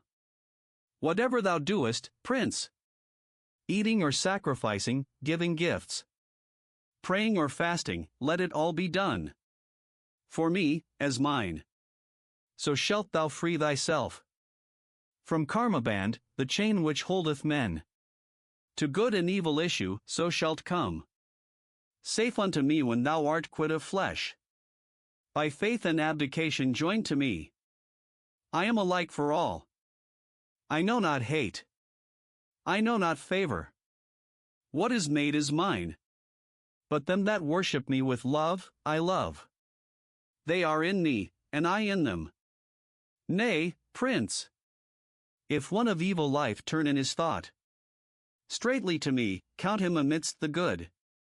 He hath the highway chosen, he shall grow righteous ere long, he shall attain that peace which changes not. Thou Prince of India, be certain none can perish, trusting me. O Pritha's son, whoso will turn to me, though they be born from the very womb of sin, woman or man, sprung of the Vaishya caste, or lowly disregarded Sudra, all plant foot upon the highest path, how then? The holy Brahmins and my royal saints? Ah! Ye who into this ill world are come, fleeting and false, set your faith fast on me. Fix heart and thought on me. Adore me. Bring offerings to me. Make me prostrations. Make me your supremest joy. And, undivided, unto my rest your spirits shall be guided. Here ends chapter 9 of the Bhagavad Gita, entitled Rajavidi, or the Book of Religion by the Kingly Knowledge and the Kingly Mystery. Chapter 10 Krishna, FN #L6. Here farther yet, thou long-armed Lord. These latest words I say, uttered to bring thee bliss and peace, who lovest me alway. Not the great company of gods nor kingly rishis know my nature, who have made the gods and rishis long ago. He only knoweth only he is free of sin, and wise, who seeth me, Lord of the worlds, with faith enlightened eyes. Unborn, undying, unbegun. Whatever natures be, to mortal men distributed, those natures spring from me. Intellect, skill, enlightenment, endurance, self-control, truthfulness, equability, and grief or joy of soul, and birth and death, and fearfulness, and fearlessness, and shame, and honor, and sweet harmlessness, FN number 17, and peace which is the same. Whatever befalls, and mirth, and tears, and piety, and thrift, and wish to give, and will to help, all cometh of my gift. The 7 chief saints, the elders 4, the lordly main is set, sharing my work to rule the worlds, these 2 did I beget. And rishis, pitris, manas, all, by one thought of my mind. Thence did arise, to fill this world, the races of mankind. Wherefrom who comprehends my reign of mystic majesty? That truth of truths is thenceforth linked in faultless faith to me. Yea, knowing me the source of all, by me all creatures wrought. The wise in spirit cleave to me, into my being brought. Hearts fixed on me, breaths breathed to me, praising me, each to each. So have they happiness and peace, with pious thought and speech.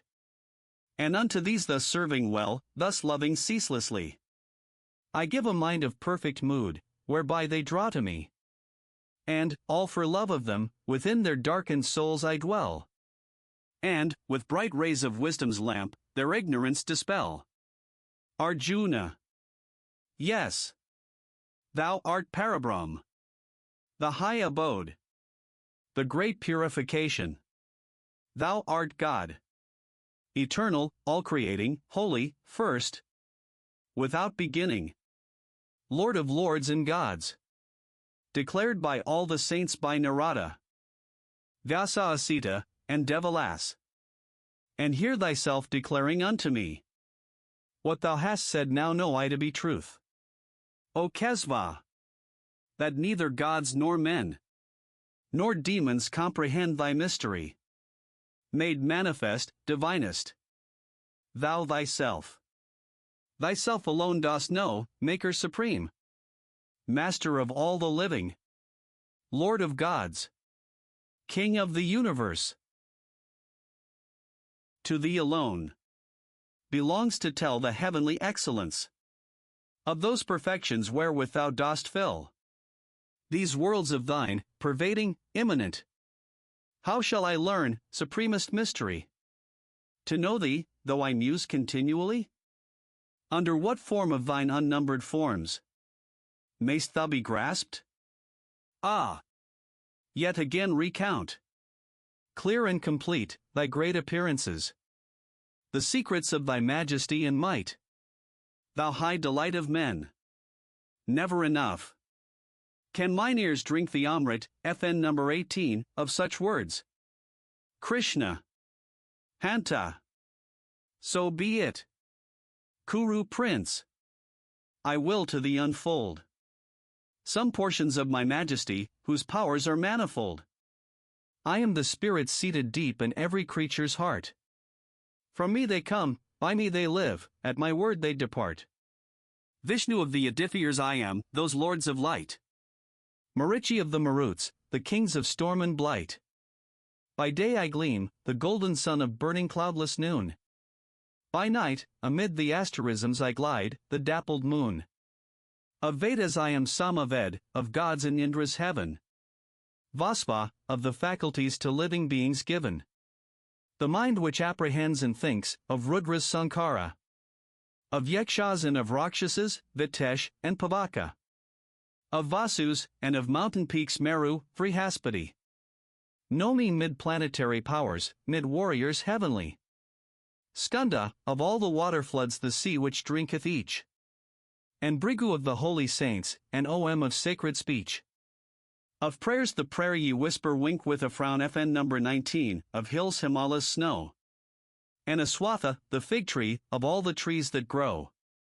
Of the Devarshis, Narada, and Chitrarath of them. That sing in heaven, and Kapila of newness, and the gem. Of flying steeds, Achali's Ravas, from Amrit wave which burst. Of elephants Aravata, of males the best and first. Of weapons Heaven's hot thunderbolt, of cows white Kamenhuk. From whose great milky udder teats all heart's desires are strook. Vasuki of the serpent tribes, round Mandara entwined. And thousand-fanged Ananta, on whose broad coils reclined. Leans Vishnu, and of water things Varuna, Ariam. Of Pitris, and, of those that judge, Yama the judge I am. Of Daitya's dread Prahlada, of what meets days and years. Time's self I am, of woodland beasts buffaloes, deers, and bears. The lordly painted tiger, of birds the vast Garud. The whirlwind mid the winds, mid chiefs Rama with blood imbrued. Makar mid fishes of the sea, and Ganges mid the streams. Yeah. First, and last, and center of all witches or seems. I am, Arjuna. Wisdom supreme of what is wise. Words on the uttering lips I am, and eyesight of the eyes. And A of written characters, Dwandwa, FN number 20, of knitted speech. And endless life, and boundless love, whose power sustaineth each. And bitter death which seizes all, and joy is sudden birth. Which brings to light all beings that are to be on earth. And of the viewless virtues, fame, fortune, sonyamai, and memory, and patience, and craft, and constancy. Of Vedic hymns the Vrihatsam, of meters Gayatri. Of months the Margasirsha, of all the seasons 3. The flower-wreathed spring, in dicers play the conquering. 8. The splendor of the splendid, and the greatness of the great. Victory I am, and action. And the goodness of the good. And Vasudeva of Vrishni's race, and of this Pandu brood. Thyself, my Arjuna. Thyself, for thou art my. Of poets Usana, of saints Vyasa, sage divine. The policy of conquerors, the potency of kings. The great unbroken silence in learning secret things. The lore of all the learned, the seed of all which springs. Living or lifeless, still or stirred, whatever beings be. None of them is in all the worlds, but it exists by me. Nor tongue can tell, Arjuna. Nor end of telling come. Of these my boundless glories, whereof I teach thee some. For wheresoe'er is wondrous work, and majesty, and might, from me hath all proceeded. Receive thou this aright. Yet how shouldst thou receive, O Prince, the vastness of this word? I, who am all, and made it all, abide its separate Lord. Here in Death Chapter 10, of the Bhagavad Gita, entitled The Buddhi Yog, or the Book of Religion by the Heavenly Perfections. Chapter 11 Arjuna. This, for my soul's peace, have I heard from thee. The unfolding of the mystery supreme, named at Hyatman, comprehending which my darkness is dispelled, for now I know. O lotus-eyed, FN number 21, whence is the birth of men? And whence their death, and what the majesties of thine immortal rule?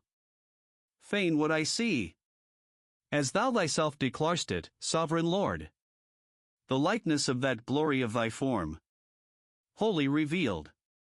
O thou divinest one, if this can be, if I may bear the sight, make thyself visible, Lord of all prayers. Show me thy very self, the eternal God, Krishna. Gaze, then, thou son of Pritha. I manifest for thee those 100,000 shapes that clothe my mystery. I show thee all my semblances, infinite, rich, divine. My changeful hues, my countless forms.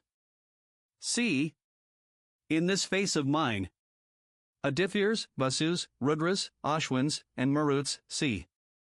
Wonders unnumbered, Indian prince, revealed to none save thee. Behold, this is the universe, look. What is live and dead? I gather all in one in me. Gaze, as thy lips have said, on God eternal, very God. See me. See what thou prayest. Thou canst not, nor, with human eyes, Arjuna, ever mayest. Therefore I give thee sense divine. Have other eyes, new light. And, look. This is my glory, unveiled to mortal sight. Sanjaya. Then, O king, the god, so saying, stood, to Pritha's son displaying all the splendor, wonder, dread of his vast almighty head. Out of countless eyes beholding, out of countless mouths commanding, countless mystic forms enfolding, in one form, supremely standing, countless radiant glories wearing, countless heavenly weapons bearing, crowned with garlands of star clusters, robed in garb of woven lustres, breathing from his perfect presence breaths of every subtle essence, of all heavenly odors, shedding blinding brilliance, overspreading boundless, beautiful all spaces, with his all-regarding faces. So he showed, if there should rise suddenly within the skies sunburst of 1,000 suns, flooding earth with beams undeemed of, then might be that holy one's majesty and radiance dreamed of. So did Pandu's son behold all this universe enfold, all its huge diversity, into one vast shape, and be visible, and viewed, and blended in one body subtle, splendid, nameless th all-comprehending, God of gods, the never-ending deity. But, sore amazed, thrilled, o'erfilled, dazzled, and dazed, Arjuna knelt, and bowed his head, and clasped his palms, and cried, and said, Arjuna, yea, I have seen I see. Lord. All is wrapped in thee. The gods are in thy glorious frame. The creatures of earth and heaven and hell in thy divine form dwell, and in thy countenance shine all the features of Brahma sitting lone upon his lotus throne, of saints and sages and the serpent races, Ananta Vasaki. Yea, mightiest Lord, I see thy thousand arms and breasts and faces, and eyes on every side, perfect, diversified, and nowhere end of thee, nowhere beginning, nowhere a center, shifts, wherever soul's gaze lifts, thy central self, all wielding and all winning, infinite King, I see the anadem on thee, the club, the shell, the discus, see thee burning in beams insufferable, lighting earth, heaven, and hell, with brilliance blazing, glowing, flashing, turning darkness to dazzling day. Look I whichever way. Ah, Lord! I worship thee, the undivided, the uttermost of thought, the treasure palace wrought to hold the wealth of the worlds, the shield provided to shelter virtue's laws, the fount whence life's stream draws all waters of all rivers of all being, the one unborn, unending, unchanging and unblending, with might and majesty, past thought, past seeing, silver of moon and gold, of sun are glories rolled from thy great eyes, thy visage, beaming tender, throughout the stars and skies, doth to warm life surprise. Thy universe, the worlds are filled with wonder of thy perfections. Space, star sprinkled, and void place, from pole to pole of the blue, from bound to bound, hath thee in every spot. Thee, where thou art not, O holy, marvelous form, is nowhere found. O mystic, awful one, at sight of thee, made known, the three worlds quake, the lower gods draw nigh thee. They fold their palms and bow, body and breast and brow, and, whispering worship, laud and magnify thee. Rishis and siddhas cry, Hail! Highest majesty! From sage and singer breaks the hymn of glory, in dulcet harmony, sounding the praise of thee, while countless companies take up the story. Rudras, who ride the storms, Aditya's shining forms, Vasus and Sathyas, Vishvas, Ushmapas, Maruts, and those great twins, the heavenly, fair, Ashwins, Gandharvas, Rakshasas, Siddhas, and Asuras, FN number 22. These see thee, and revere, in sudden stricken fear. Yea, the worlds, seeing thee with form stupendous, with faces manifold, with eyes which all behold, unnumbered eyes, vast arms, members tremendous, flanks lit with sun and star, feet planted near and far, tushes of terror, mouths wrathful and tender, the three wide worlds before thee, adore as I adore thee, quake as I quake, to witness so much splendor. I mark thee strike the skies, with front, in wondrous wise, huge, rainbow painted, glittering, and thy mouth opened, and orbs which see all things, whatever be, in all thy worlds, east, west, and north and south. O eyes of God! O head! My strength of soul is fled.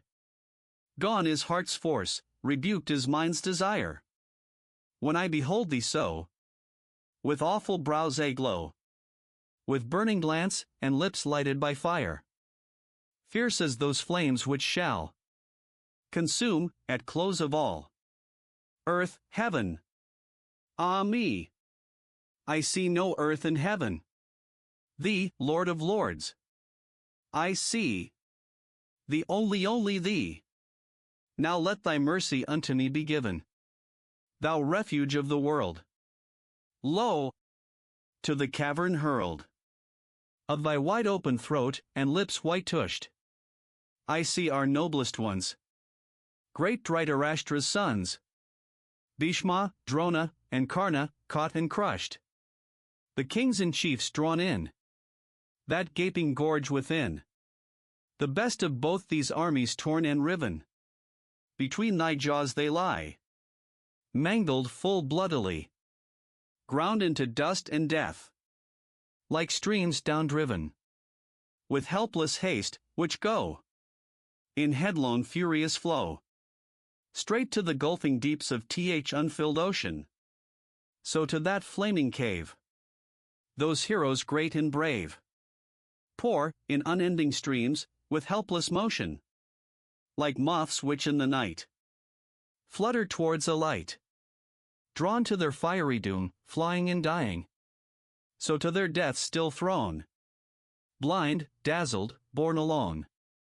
Ceaselessly, all those multitudes, wild flying. Thou, that hast fashioned men, devourest them again. One with another, great and small, alike. The creatures whom thou makest, with flaming jaws thou taxed, lapping them up.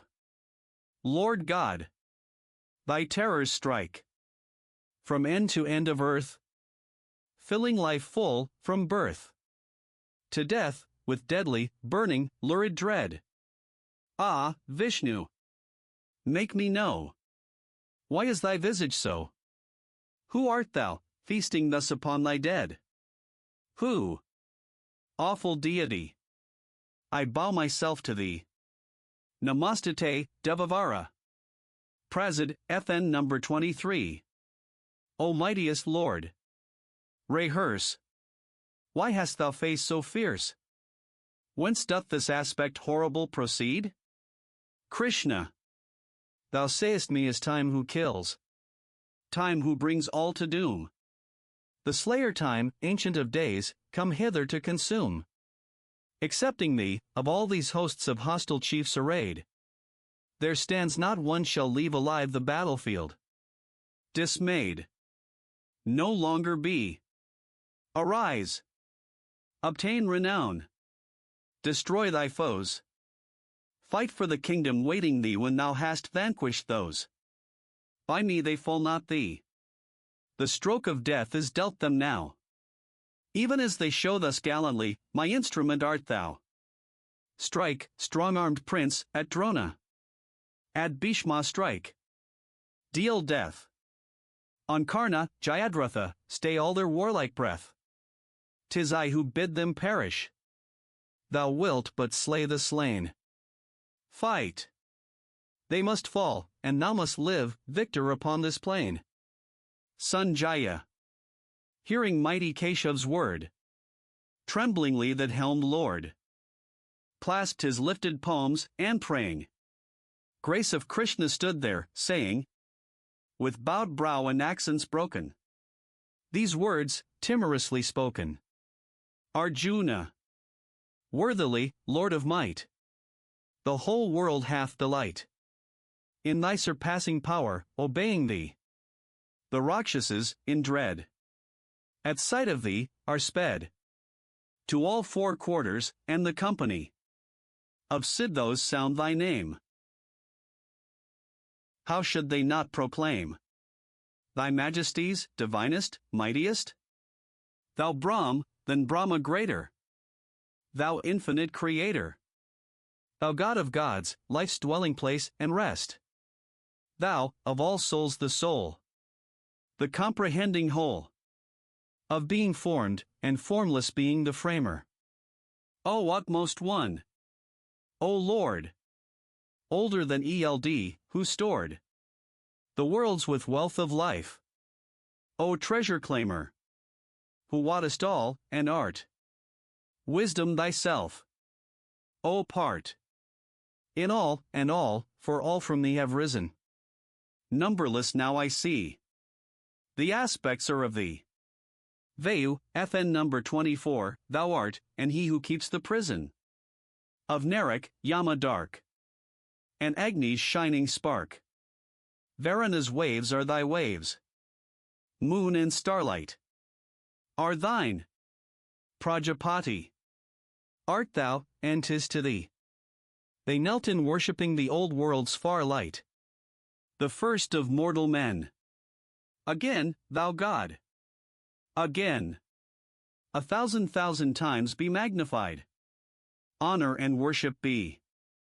Glory and praise to thee. Namo, Namaste, cried on every side. Cried here, above, below. Uttered when thou dost go. Uttered where thou dost come. Namo. We call. Namastu. God adored. Namastu. Nameless Lord. Hail to thee. Praise to thee. Thou one in all. For thou art all.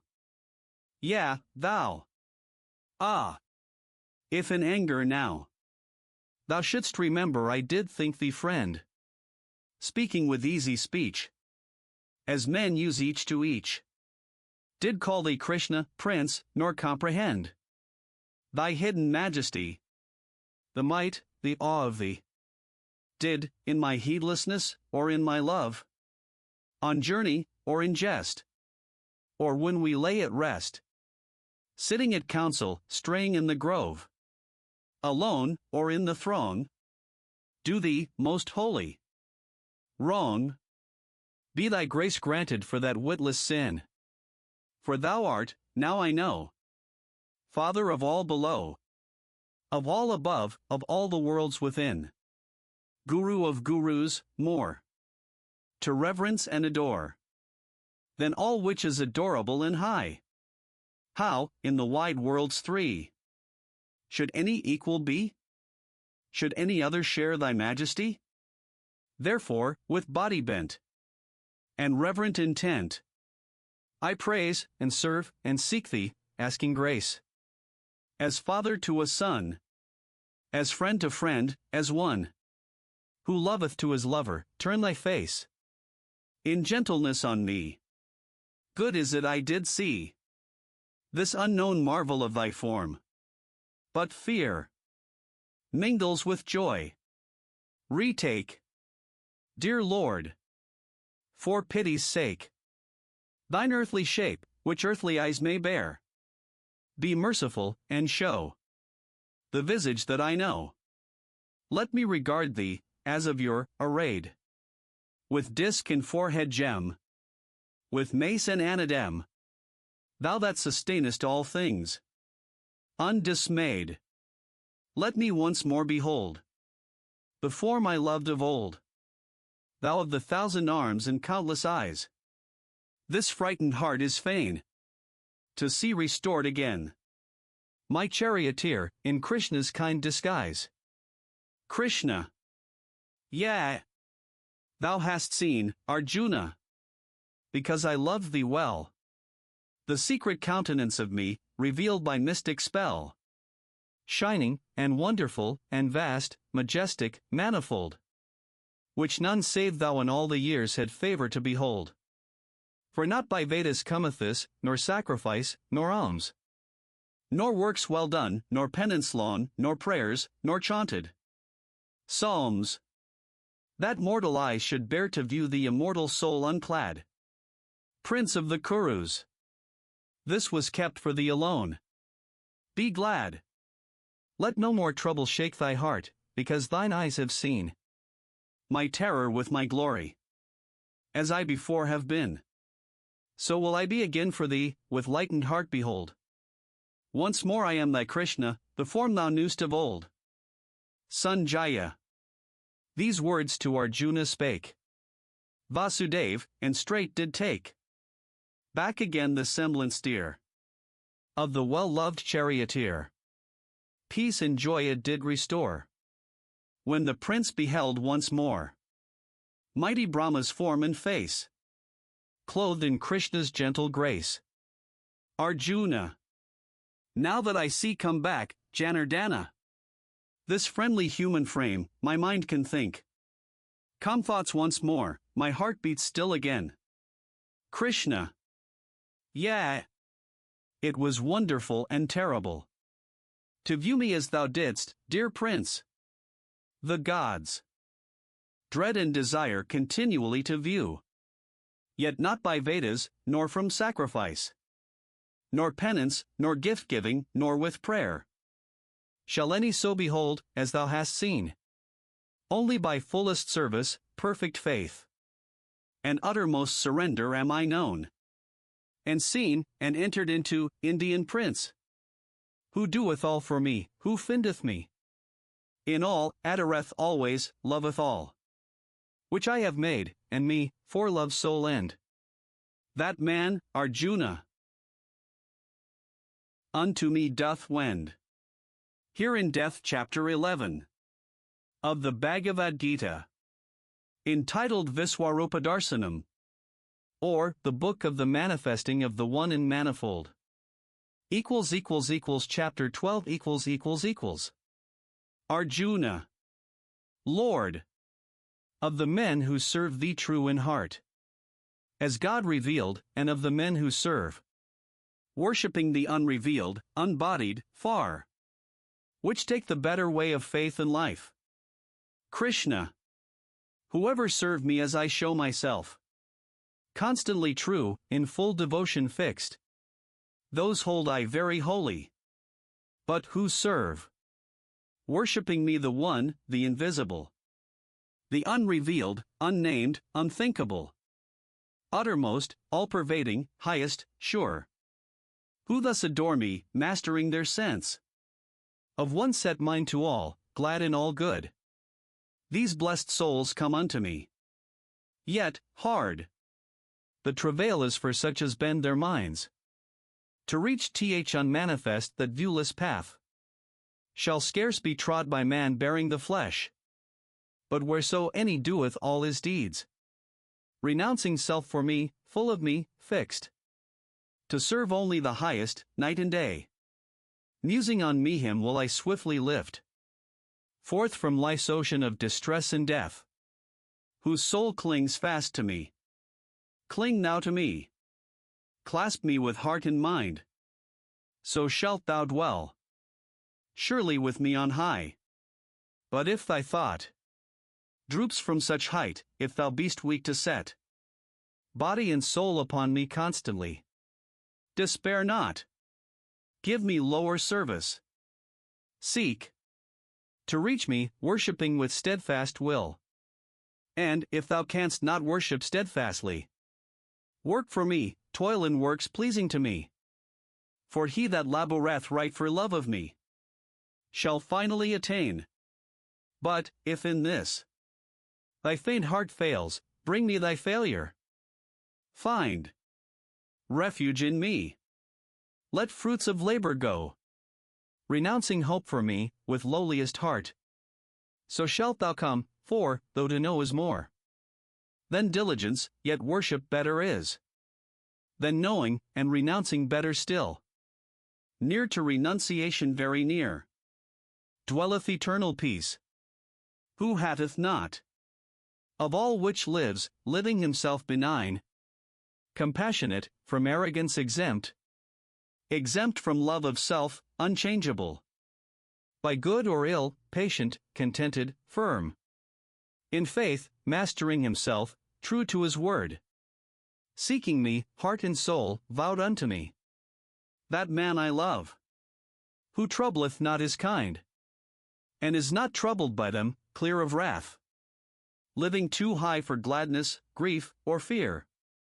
That man I love, who, dwelling quiet-eyed, FN number 25, stainless, serene, well-balanced, unperplexed, working with me, yet from all works detached. That man I love, who, fixed in faith on me, dotes upon none, scorns none, rejoices not, and grieves not, letting good or evil hap, like when it will, and when it will depart. That man I love, who, unto friend and foe, keeping an equal heart, with equal mind, bears shame and glory, with an equal peace. Takes heat and cold, pleasure and pain, abides. Quit of desires, hears praise or calumny. In passionless restraint, unmoved by each. Linked by no ties to earth, steadfast in me. That man I love. But most of all I love those happy ones to whom 'tis life to live. In single fervid faith and love unseeing. Drinking the blessed Amrit of my being. Here in Death Chapter 12 of the Bhagavad Gita, entitled Bhakti-yog, or the Book of the Religion of Faith. Chapter 13 Arjuna. Now what I hear, O gracious Kesava, FN number 26. Of life which seems, and soul beyond, which sees. And what it is we know or think to know. Krishna. Yea. Son of Kunti. For this flesh ye see. Is Kshetra, is the field where life disports. And that which views and knows it is the soul. Kshetrajna. In all fields, thou Indian prince. I am Kshetrajna. I am what surveys. Only that knowledge knows which knows the known. By the knower, FN number 27, what it is, that field of life. What qualities it hath, and whence it is. And why it changeth, and the faculty. That wotteth it, the mightiness of this. And how it wotteth hear these things from me. FN number 28. The elements, the conscious life, the mind. The unseen vital force, the 9 strange gates. Of the body, and the 5 domains of sense. Desire, dislike, pleasure and pain, and thought. Deep woven, and persistency of being. These all are wrought on matter by the soul. Humbleness, truthfulness, and harmlessness. Patience and honor, reverence for the wise. Purity, constancy, control of self. Contempt of sense delights, self-sacrifice. Perception of the certitude of ill. In birth, death, age, disease, suffering, and sin. Detachment, lightly holding unto home. Children, and wife, and all that bindeth men. An ever tranquil heart in fortune's good. And fortune's evil, with a will set firm. To worship me only. Ceasing not. Loving all solitudes, and shunning noise. Of foolish crowds, endeavors resolute. To reach perception of the utmost soul. And grace to understand what gain it were. So to attain this is true wisdom, Prince. And what is otherwise is ignorance. Now will I speak of knowledge best to know. That truth which giveth man Amrit to drink. The truth of him, the Parabrahm, the All. The uncreated, not a sat, not sat. Not form, nor the unformed, yet both, and more. Whose hands are everywhere, and everywhere. Planted his feet, and everywhere his eyes. Beholding, and his ears in every place. Hearing, and all his faces everywhere. Enlightening and encompassing his worlds. Glorified in the senses he hath given. Yet beyond sense he is, sustaining all. Yet dwells he unattached, of forms and modes. Master, yet neither form nor mode hath he. He is within all beings and without. Motionless, yet still moving, not discerned. For subtlety of instant presence, close. To all, to each, yet measurelessly far. Not manifold, and yet subsisting still. In all which lives, forever to be known. As the sustainer, yet, at the end of times, he mocketh all to end and recreates. The light of lights he is, in the heart of the dark. Shining eternally. Wisdom he is. And wisdom's way, and guide of all the wise. Planted in every heart. So have I told. Of life's stuff, and the molding, and the lore. To comprehend. Whoso, adoring me, perceiveth this, shall surely come to me. Know thou that nature and the spirit both have no beginning. Know that qualities and changes of them are by nature wrought.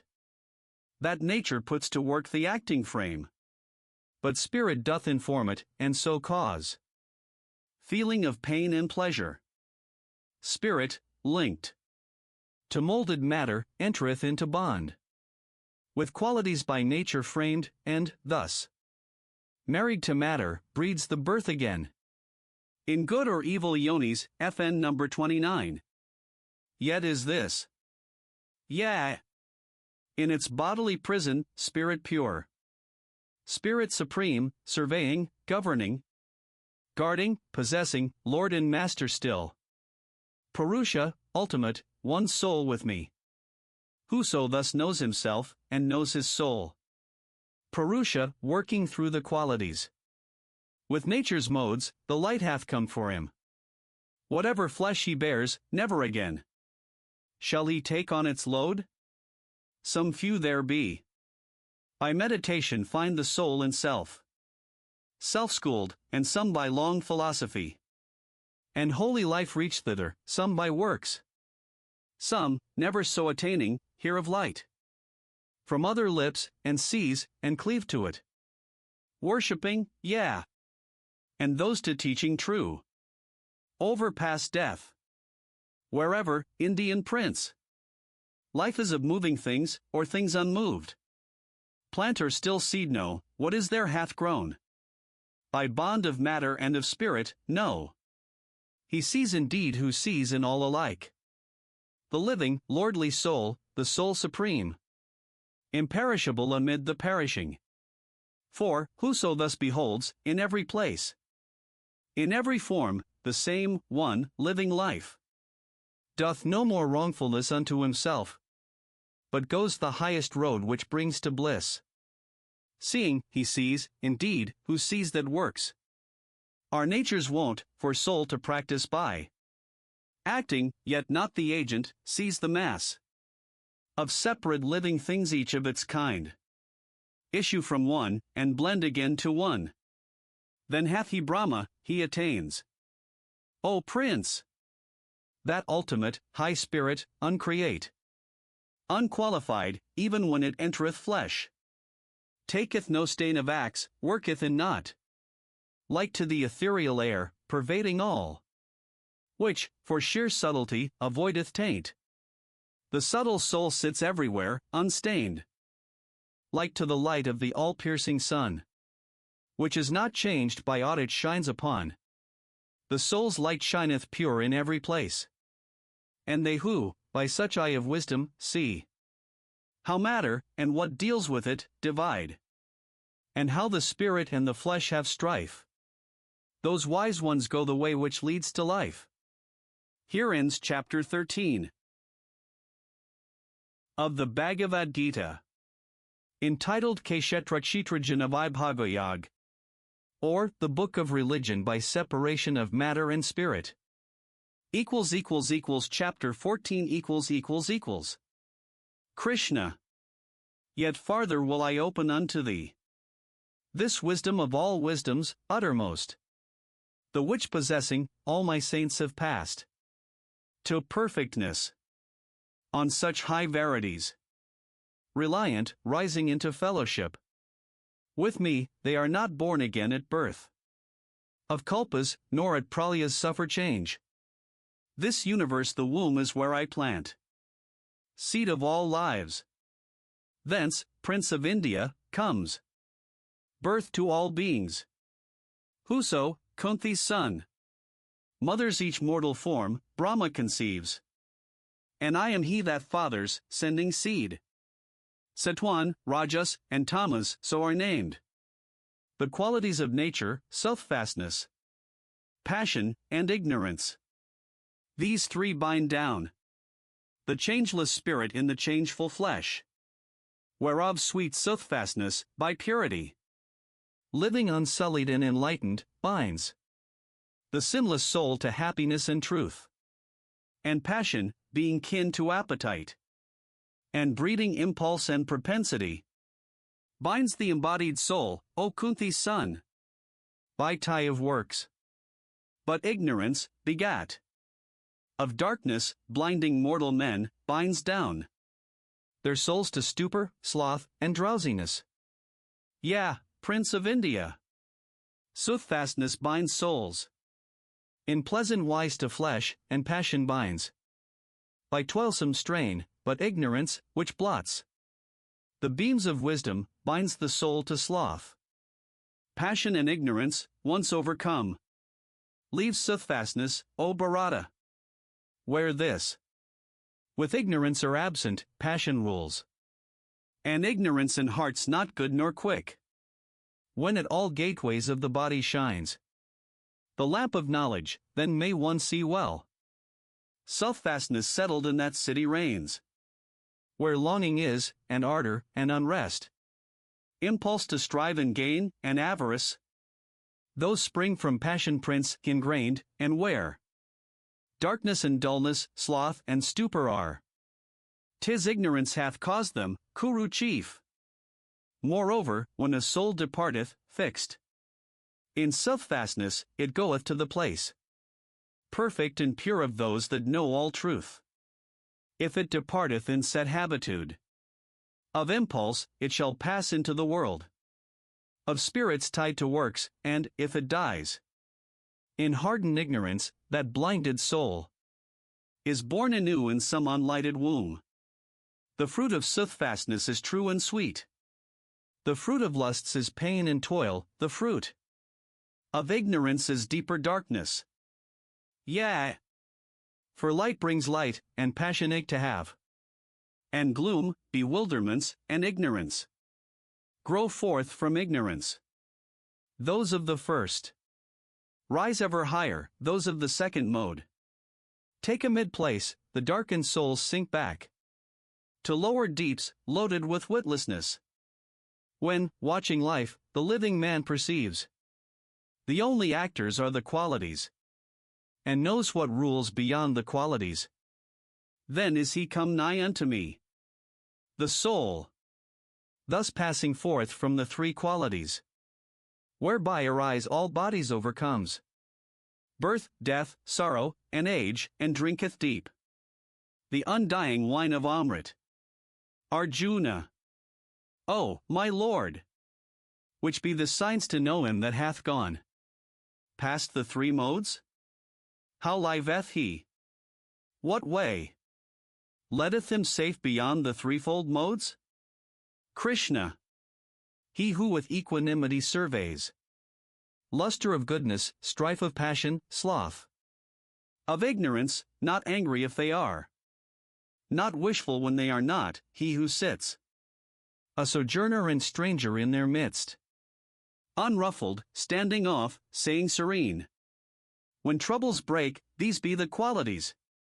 He unto whom self-centered grief and joy sound as one word, to whose deep-seeing eyes the clod, the marble, and the gold are one, whose equal heart holds the same gentleness for lovely and unlovely things, firm set, well pleased in praise and dispraise, satisfied with honor or dishonor, unto friends and unto foes alike in tolerance. Detached from undertakings, he is named surmounter of the qualities, and such, with single, fervent faith adoring me, passing beyond the qualities, conforms to Brahma, and attains me. For I am that whereof Brahma is the likeness. Mine, the Amrit is, and immortality is mine, and mine perfect felicity. Here ends chapter 14 of the Bhagavad Gita, entitled Gunatraya Vibhagayog, or the Book of Religion by Separation from the Qualities. Chapter 15 Krishna. Men call the Aswatha the banyan tree, which hath its boughs beneath, its roots above, the ever-holy tree. Yea, for its leaves are green and waving hymns which whisper truth.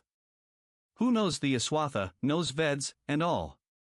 Its branches shoot to heaven and sink to earth, FN number 30. Even as the deeds of men, which take their birth From qualities, its silver sprays and blooms, and all the eager verdure of its girth leap to quick life at kiss of sun and air, as men's lives quicken to the tempting sphere of wooing sense, its hanging rootlets seek the soil beneath, helping to hold it there, as actions wrought amid this world of men bind them by ever-tightening bonds again.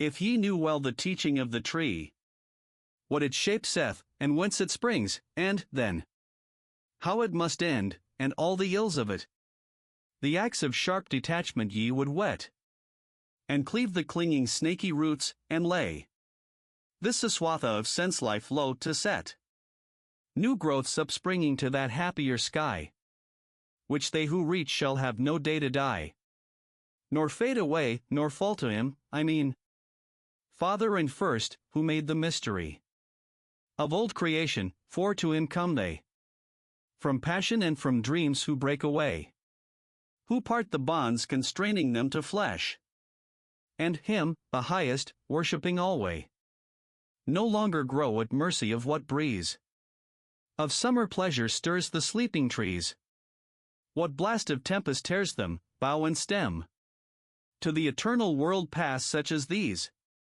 Another sun gleams there, another moon, another light, not dusk, nor dawn, nor noon, which they who once behold return no more.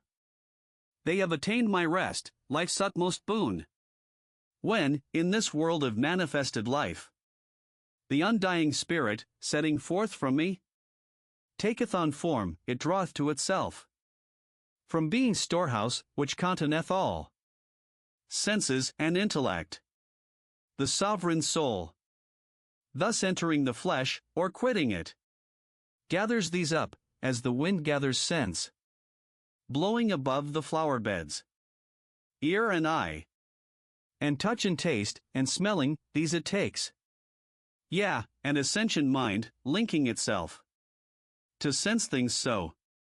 The unenlightened ones mark not that spirit when he goes or comes, nor when he takes his pleasure in the form conjoined with qualities, but those see plain who have the eyes to see.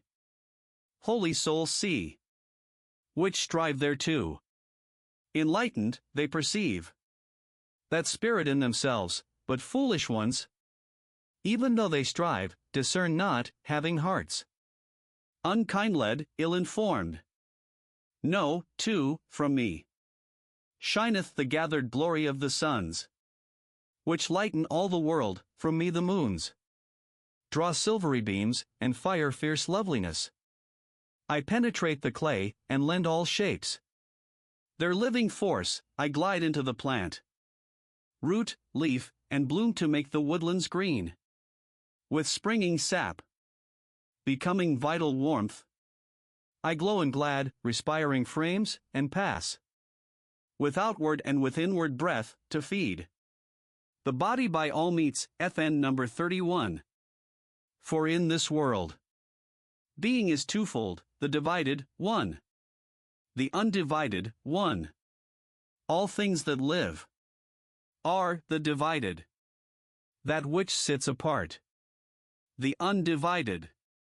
Higher still is he, the highest, holding all, whose name is Lord, the eternal, sovereign, first, who fills all worlds, sustaining them, and dwelling thus beyond divided being and undivided I. Am called of men and Vedas, life supreme, the Purushottama. Who knows me thus? With mind unclouded, knoweth all, dear Prince, and with his whole soul ever worshipeth me. Now is the sacred, secret mystery declared to thee. Who comprehendeth this hath wisdom. He is quit of works and bliss.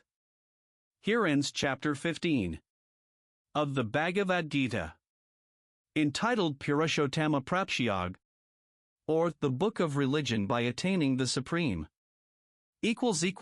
Chapter 16 Krishna. Fearlessness, singleness of soul, the will. always to strive for wisdom, open hand, and governed appetites, and piety, and love of lonely study, humbleness, uprightness, heed to injure not which lives, truthfulness, slowness unto wrath, a mind that lightly letteth go what others prize, and equanimity, and charity, which speeth no man's faults, and tenderness towards all that suffer, a contented heart, fluttered by no desires, a bearing mild, modest, and grave, with manhood nobly mixed, with patience, fortitude, and purity, an unrevengeful spirit, never given to rate itself too high, such be the signs, O Indian prince, of him whose feet are set on that fair path which leads to heavenly birth. Deceitfulness, and arrogance, and pride, quickness to anger, harsh and evil speech, and ignorance, to its own darkness blind. These be the signs, my prince, of him whose birth is fated for the regions of the vile. FN number 32. The heavenly birth brings to deliverance. So shouldst thou know. The birth with Asuras brings into bondage. Be thou joyous, prince, whose lot is set apart for heavenly birth. 2 stamps there are marked on all living men, divine and undivine. I spake to thee. By what marks thou shouldst know the heavenly man? Hear from me now of the unheavenly. They comprehend not the unheavenly. How souls go forth from me, nor how they come back unto me, nor is there truth in these, nor purity, nor rule of life. This world hath not a law, nor order, nor a lord. So say they, nor hath risen up by cause, following on cause, in perfect purposing, but is none other than a house of lust. And, this thing thinking, all those ruined ones, of little wit, dark-minded give themselves to evil deeds, the curses of their kind, surrendered to desires insatiable, full of deceitfulness, folly, and pride, in blindness cleaving to their errors, caught into the sinful course, they trust this lie, as it were true, this lie which leads to death, finding in pleasure all the good which is, and crying, here it finisheth, ensnared in nooses of 100 idle hopes, slaves to their passion and their wrath, they buy wealth with base deeds, to glut hot appetites. Thus much, today, they say, we gained thereby. Such and such wish of heart shall have its fill, and this is ours, and th other shall be ours. Today we slew a foe, and we will slay our other enemy tomorrow. Look, are we not lords? Make we not goodly cheer? Is not our fortune famous, brave, and great? Rich are we, proudly born. What other men live like to us? Kill, then, for sacrifice. Cast largesse, and be merry. So they speak, darkened by ignorance, and so they fall, tossed to and fro with projects, tricked, and bound in net of black delusion, lost in lusts, down to foul Naraka. Conceited, fond, stubborn and proud, dead drunken with the wine of wealth, and reckless, all their offerings have but a show of reverence, being not made in piety of ancient faith. Thus vowed to selfhood, force, insolence, feasting, wrath. These my blasphemers, in the forms they wear, and in the forms they breed, my foemen are. Hateful and hating, cruel, evil, vile, lowest and least of men, whom I cast down again, and yet again, at end of lives, into some devilish womb, whence birth by birth the devilish wombs respawn them, all beguiled. And, till they find and worship me, sweet prince, tread they that nether road. The doors of hell are threefold, whereby men to ruin pass. The door of lust, the door of wrath, the door of avarice. Let a man shun those three, he who shall turn aside from entering all those three gates of Narak wendeth straight to find his peace, and comes to Swarga's gate. FN number 33. Here in Death chapter 16 of the Bhagavad Gita, entitled Devesa Resapadwibhagayag, or the Book of the Separateness of the Divine and Undivine. Chapter 17 Arjuna. If men forsake the holy ordinance, heedless of Shastras, yet keep faith at heart, and worship, what shall be the state of those? Great Krishna. Satwan, Rajas, Tamas? Say. Krishna. Threefold the faith is of mankind in springs from those three qualities of becoming true, or passion-stained, or dark, as thou shalt hear. The faith of each believer, Indian prince, conforms itself to what he truly is. Where thou shalt see a worshipper, that one to what he worships lives assimilate. Such as the shrine, so is the votary. The soothfast souls adore true gods, the souls obeying Rajas worship Rakshasas, FN number 34.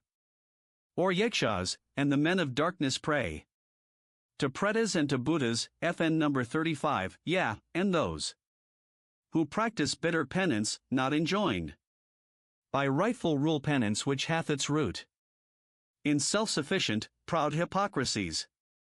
Those men, passion-beset, violent, wild, torturing the witless ones my elements, shut in fair company within their flesh. Nay, me myself, present within the flesh, know them to devils devoted, not to heaven. For like as foods are threefold for mankind, in nourishing, so is their threefold way of worship, abstinence, and almsgiving. Hear this of me. There is a food which brings force, substance, strength, and health, and joy to live, being well seasoned, cordial, comforting, the soothfast meat. And there be foods which bring aches and unrests, and burning blood, and grief, being too biting, heating, salt, and sharp, and therefore craved by too strong appetite. And there is foul food kept from overnight, FN number 36. Savorless, filthy, which the foul will eat. A feast of rottenness, meat for the lips of such as love the darkness. Thus with rites, a sacrifice not for rewardment made, offered in rightful wise, when he who vows saith, with heart devout, this I should do, is soothfast right. But sacrifice for gain, offered for good repute, be sure that this, O best of Bharatas, is Rajas right, with stamp of passion, and a sacrifice, offered against the laws, with no due dole, of food giving, with no accompaniment, of hallowed him, nor largesse to the priests. In faithless celebration, call it vile, the deed of darkness, lost, worship of gods, meriting worship, lowly reverence, of twiceborns, teachers, elders, purity, rectitude, and the Brahmacharyas vow, and not to injure any helpless thing. These make a true religiousness of act. Words causing no man woe, words ever true. Gentle and pleasing words, and those ye say in murmured reading of a sacred writ. These make the true religiousness of speech. Serenity of soul, benignity, sway of the silent spirit, constant stress. To sanctify the nature, these things make good right and true religiousness of mind. Such threefold faith, in highest piety, kept, with no hope of gain, by heart's devote, is perfect work of Satwan, true belief. Religion shown in act of proud display, to win good entertainment, worship, fame. Such say is of Rajas, rash and vain. Religion followed by a witless will, to torture self, or come at power to hurt another. 'Tis of Tamas, dark and ill. the gift lovingly given when one shall say, now must I gladly give, when he who takes can render nothing back, made in due place, due time, and to a meet recipient, is gift of Satwan, fair and profitable. The gift selfishly given, where to receive, is hoped again, or when some end is sought, or where the gift is proffered with a grudge. This is of Rajas, stained with impulse, Illinois. The gift churlishly flung, at evil time, in wrongful place, to base recipient, made in disdain or harsh unkindliness, is gift of Tamas, dark, it doth not bless. FN number 37. Here in Death chapter 17 of the Bhagavad Gita, entitled Sradhatreya Vibhagayag, or the Book of Religion by the Threefold Kinds of Faith. Chapter 18 Arjuna. Fain would I better know, thou glorious one, the very truth heart's Lord, of sannyas, abstention and enunciation, Lord, Tyaga, and what separates these twain? Krishna. The poets rightly teach that sannyas is the foregoing of all acts which spring out of desire, and their wisest say, Tyaga is renouncing fruit of acts.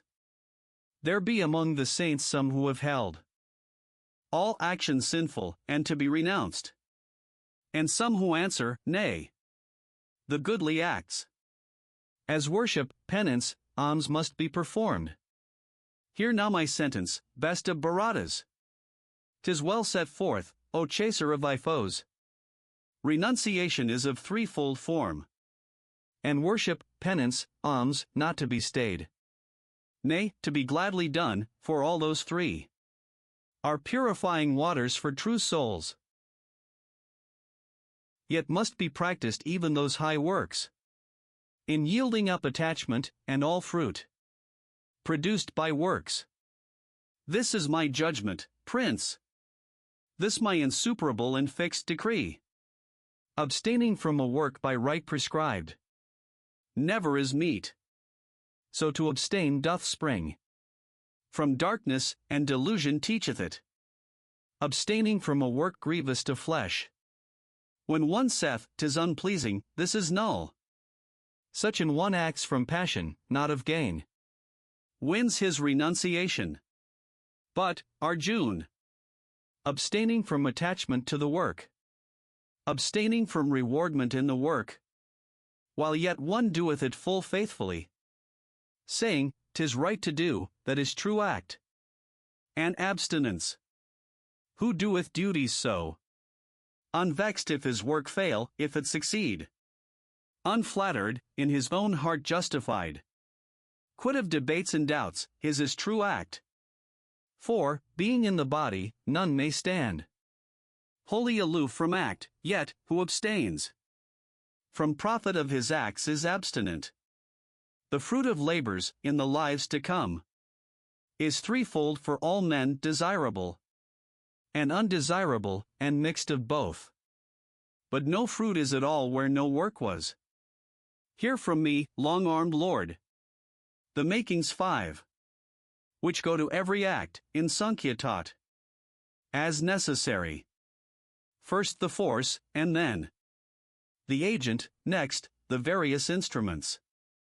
Fourth, the especial effort, fifth, the God. What work soever any mortal doth, of body, mind, or speech, evil or good, by these 5 doth he that. Which being thus, whoso, for lack of knowledge, seeth himself as the sole actor, knoweth not at all, and seeth not. Therefore, I say, if one, holding aloof from self with unstained mind, should slay all yonder host, being bid to slay, he doth not slay, he is not bound thereby. Knowledge, the thing known, and the mind which knows, these make the threefold starting ground of act. The act, the actor, and the instrument, these make the threefold total of the deed. But knowledge, agent, act, are differenced by 3 dividing qualities. Hear now. which be the qualities dividing them. There is true knowledge. Learn thou it is this: to see one changeless life in all the lives, and in the separate, one inseparable. There is imperfect knowledge, that which sees the separate existences apart, and, being separated, holds them real. There is false knowledge, that which blindly clings to one as if 'twere all, seeking no cause. Deprived of light, narrow, and dull, and dark. There is right action, that which being enjoined is wrought without attachment, passionlessly. For duty, not for love, nor hate, nor gain. There is vain action, that which men pursue, aching to satisfy desires, impelled by sense of self, with all-absorbing stress. This is of rajas passionate and vain. There is dark action, when one doth a thing, heedless of issues, heedless of the hurt or wrong for others, heedless if he harm his own soul. 'Tis of tamas, black and bad. There is the rightful doer, he who acts free from self-seeking, humble, resolute, steadfast, in good or evil hap the same. Content to do a right, he truly acts. There is impassioned doer, he that works from impulse, seeking profit, rude and bold, to overcome, unchastened, slave by turns, of sorrow and of joy, of rajas he. And there be evil doers, loose of heart, low-minded, stubborn, fraudulent, remiss, dull, slow, despondent children of the dark. Here, too, of intellect and steadfastness. The threefold separation, conqueror prince. How these are set apart by qualities. Good is the intellect which comprehends the coming forth and going back of life. What must be done, and what must not be done. What should be feared, and what should not be feared. What binds and what emancipates the soul. That is of Satwan, prince. Of soothfastness. Marred is the intellect which, knowing right, and knowing wrong, and what is well to do, and what must not be done, yet understands. Not with firm mind, nor as the calm truth is. This is of rajas, prince. And passionate. Evil is intellect which, wrapped in gloom, looks upon wrong as right, and sees all things contrariwise of truth. O Pritha's son! That is of tamas, dark and desperate. Good is the steadfastness whereby a man masters his beats of heart, his very breath of life, the action of his senses, fixed in never shaken faith and piety. That is of Satwan, prince. Soothfast and fair. Stained is the steadfastness whereby a man holds to his duty, purpose, effort, end, for life's sake, and the love of goods to gain. Arjuna. 'Tis of rajas, passion stamped. Sad is the steadfastness wherewith the fool cleaves to his sloth, his sorrow, and his fears, his folly and despair. This Pritha's son is born of tamas, dark and miserable. Here further, chief of Bharatas. From me. The threefold kinds of pleasure which there be. Good pleasure is the pleasure that endures, banishing pain for bitter at first, as poison to the soul, but afterward sweet as the taste of amrit. Drink of that. It springeth in the spirit's deep content, and painful pleasure springeth from the bond between the senses and the sense world. Sweet as amrit is its first taste, but its last bitter as poison. 'Tis of rajas, prince. And foul and dark the pleasure is which springs from sloth and sin and foolishness, at first, and at the last, and all the way of life. The soul bewildering. 'Tis of tamas, prince. For nothing lives on earth, nor midst the gods, in utmost heaven, but hath its being bound with these three qualities, by nature framed. The work of Brahmins, Kshatriyas, Vaishyas, and Sudras, O thou slayer of thy foes, is fixed by reason of the qualities planted in each.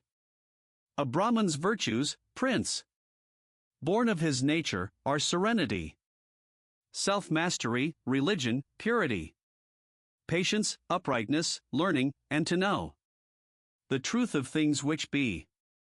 A Kshatriya's pride, born of his nature, lives in valor, fire, constancy, skillfulness, spirit in fight, and open-handedness and noble mien, as of a lord of men. A Vaishya's task, born with his nature, is to till the ground, tend cattle, venture trade. A Sudra's state, suiting his nature, is to minister. Whoso performeth diligent, content, the work allotted him, whatever it be, lays hold of perfectness. Hear how a man findeth perfection, being so content. He findeth it through worship wrought by work. Of him that is the source of all which lives. Of him by whom the universe was stretched. Better thine own work is, though done with fault, than doing others' work, evan excellently. He shall not fall in sin who fronts the task set him by nature's hand. Let no man leave his natural duty, prince, though it bear blame. For every work hath blame, as every flame is wrapped in smoke. Only that man attains perfect surcease of work whose work was wrought with mind unfettered, soul wholly subdued, desires forever dead, results renounced.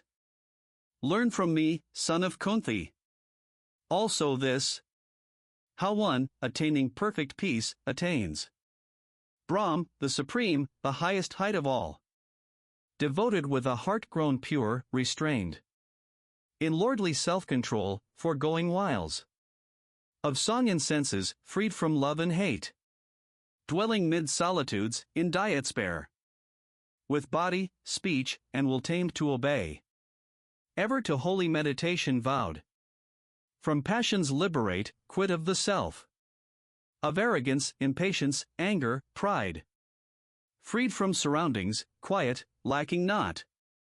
Such an one grows to oneness with the Brahm. Such an one, growing one with Brahm, serene, sorrows no more, desires no more, his soul, equally loving all that lives, loves well me, who have made them, and attains to me. By the same love and worship doth he know me as I am, how high and wonderful. And knowing, straightway enters into me. And whatsoever deeds he doeth fixed in me, as in his refuge he hath won, forever and forever by my grace, eternal rest. So win thou in thy thoughts, do all thou dost for me, renounce for me, sacrifice heart and mind and will to me, liven the faith of me, in faith of me, all dangers thou shalt vanquish, by my grace. But, trusting to thyself and heeding not, thou canst but perish. If this day thou say'st, relying on thyself, I will not fight, vain will the purpose prove. Thy qualities would spur thee to the war. What thou dost shun, misled by fair illusions, thou wouldst seek against thy will, when the task comes to thee, waking the promptings in thy nature set. There lives a master in the hearts of men, mocketh their deeds, by subtle pulling strings, dance to what tune he will, with all thy soul. Trust him, and take him for thy succor, prince.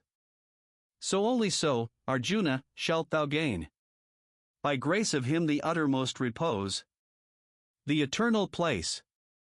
Thus hath been opened thee this truth of truths, the mystery more hid than any secret mystery.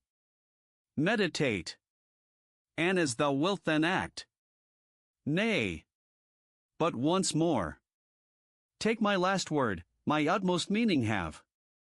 Precious thou art to me, right well beloved. Listen. I tell thee for thy comfort this. Give me thy heart. Adore me. Serve me. Cling. In faith and love and reverence to me. So shalt thou come to me. I promise true. For thou art sweet to me. And let go those rights and rid duties. Fly to me alone. Make me thy single refuge. I will free thy soul from all its sins. Be of good cheer. Hide, the holy Krishna saith. This from him that hath no faith. Him that worships not, nor seeks wisdom's teaching when she speaks. Hide it from all men who mock. But, wherever, mid the flock of my lovers, one shall teach this divinest, wisest speech. Teaching in the faith to bring truth to them, and offering of all honor unto me. Unto Brahma cometh he. Nay, and nowhere shall ye find any man of all mankind doing dearer deed for me. Nor shall any dearer be in my earth. Yea, furthermore, whoso reads this converse o'er, held by us upon the plain, pondering piously in fain, he hath paid me sacrifice. Krishna speaketh in this wise. Yea, and whoso, full of faith, heareth wisely what it saith, heareth meekly when he dies, surely shall his spirit rise to those regions where the blessed, free of flesh, in joyance rest. Hath this been heard by thee, O Indian prince? With mind intent? Hath all the ignorance which bred thy trouble vanished, my Arjuna? Arjuna. Trouble and ignorance are gone. The light hath come unto me, by thy favor, Lord. Now am I fixed. My doubt is fled away. According to thy word, so will I do. Sanjaya. Thus gathered I the gracious speech of Krishna, O my king. Thus have I told, with heart athrill, this wise and wondrous thing. By great Vyasa's learning writ, how Krishna's self made known. The yoga, being yoga's lord. So is the high truth shown. And I, when I remember, O Lord my king, again, Arjuna and the god in talk, and all this holy strain. Great is my gladness, when I muse that splendor, passing speech. Of Hari, visible and plain, there is no tongue to reach. My marvel and my love and bliss. O archer prince! All hail! O Krishna, Lord of Yoga! Surely there shall not fail blessing, and victory, and power, for thy most mighty sake. Where this song comes of Arjuna, and how with God he spake. Here ends, with chapter 18. Entitled Moksha Sanyasayog, or The Book of Religion by Deliverance and Renunciation. The Bhagavad Gita. FN number 1, some repetitionary lines are here omitted. FN number 2, technical phrases of Vedic religion. FN number 3, the whole of this passage is highly involved and difficult to render. FN number 4, I feel convinced Sankyanan and Yoginan must be transposed here in sense. FN number 5, I am doubtful of accuracy here. FN number 6, a name of the sun. FN number 7, without desire of fruit. FN number 8, that is, joy and sorrow, success and failure, heat and cold, and C. FN number 9, i.e., the body. FN number 10, the Sanskrit has this play on the double meaning of Atman. FN number 11, so an original. FN number 12, beings of low and devilish nature. FN number 13, Krishna. FN number 14, I read here Janma, birth, not Jara, age. FN number 15, I have discarded 10 lines of Sanskrit text here as an undoubted interpolation by some Vedantist. FN number 16, the Sanskrit poem here rises to an elevation of style and manner which I have endeavored to mark by change of meter. FN number 17, Ahimsa. FN number 18, the nectar of immortality. FN number 19, called the Jap. FN number 20, the compound form of Sanskrit words. FN number 21, Kamalapatraksha. FN number 22, these are all divine or deified orders of the Hindu pantheon. FN number 23, hail to the God of gods. Be favorable. FN number 24, the wind. FN number 25, not peering about, anapeksha. FN number 26, the Calcutta edition of the Mahabharata has these three opening lines. FN number 27, this is the nearest possible version of Kshetra Chitra Janayajanan and Yat Tajnan Matan Mama. FN number 28, I omit 2 lines of the Sanskrit here, evidently interpolated by some Vedantist. FN number 29, wombs. FN number 30, I do not consider the Sanskrit verses here, which are somewhat freely rendered an attack on the authority of the Vedas, with Mr. Davies, but a beautiful lyrical episode, a new parable of the fig tree. FN number 31, I omit a verse here, evidently interpolated. FN number 32, of the Asuras, lit. FN number 33, I omit the 10 concluding shlokas, with Mr. Davis. FN number 34, Rakshasas and Yakshas are unembodied but capricious beings of great power, gifts, and beauty, same times also of benignity. FN number 35, these are spirits of evil wandering ghosts. FN number 36, Utayaman, food which has remained after the watches of the night. In India this would probably go bad. FN number 37, I omit the concluding shlokas, as of very doubtful authenticity.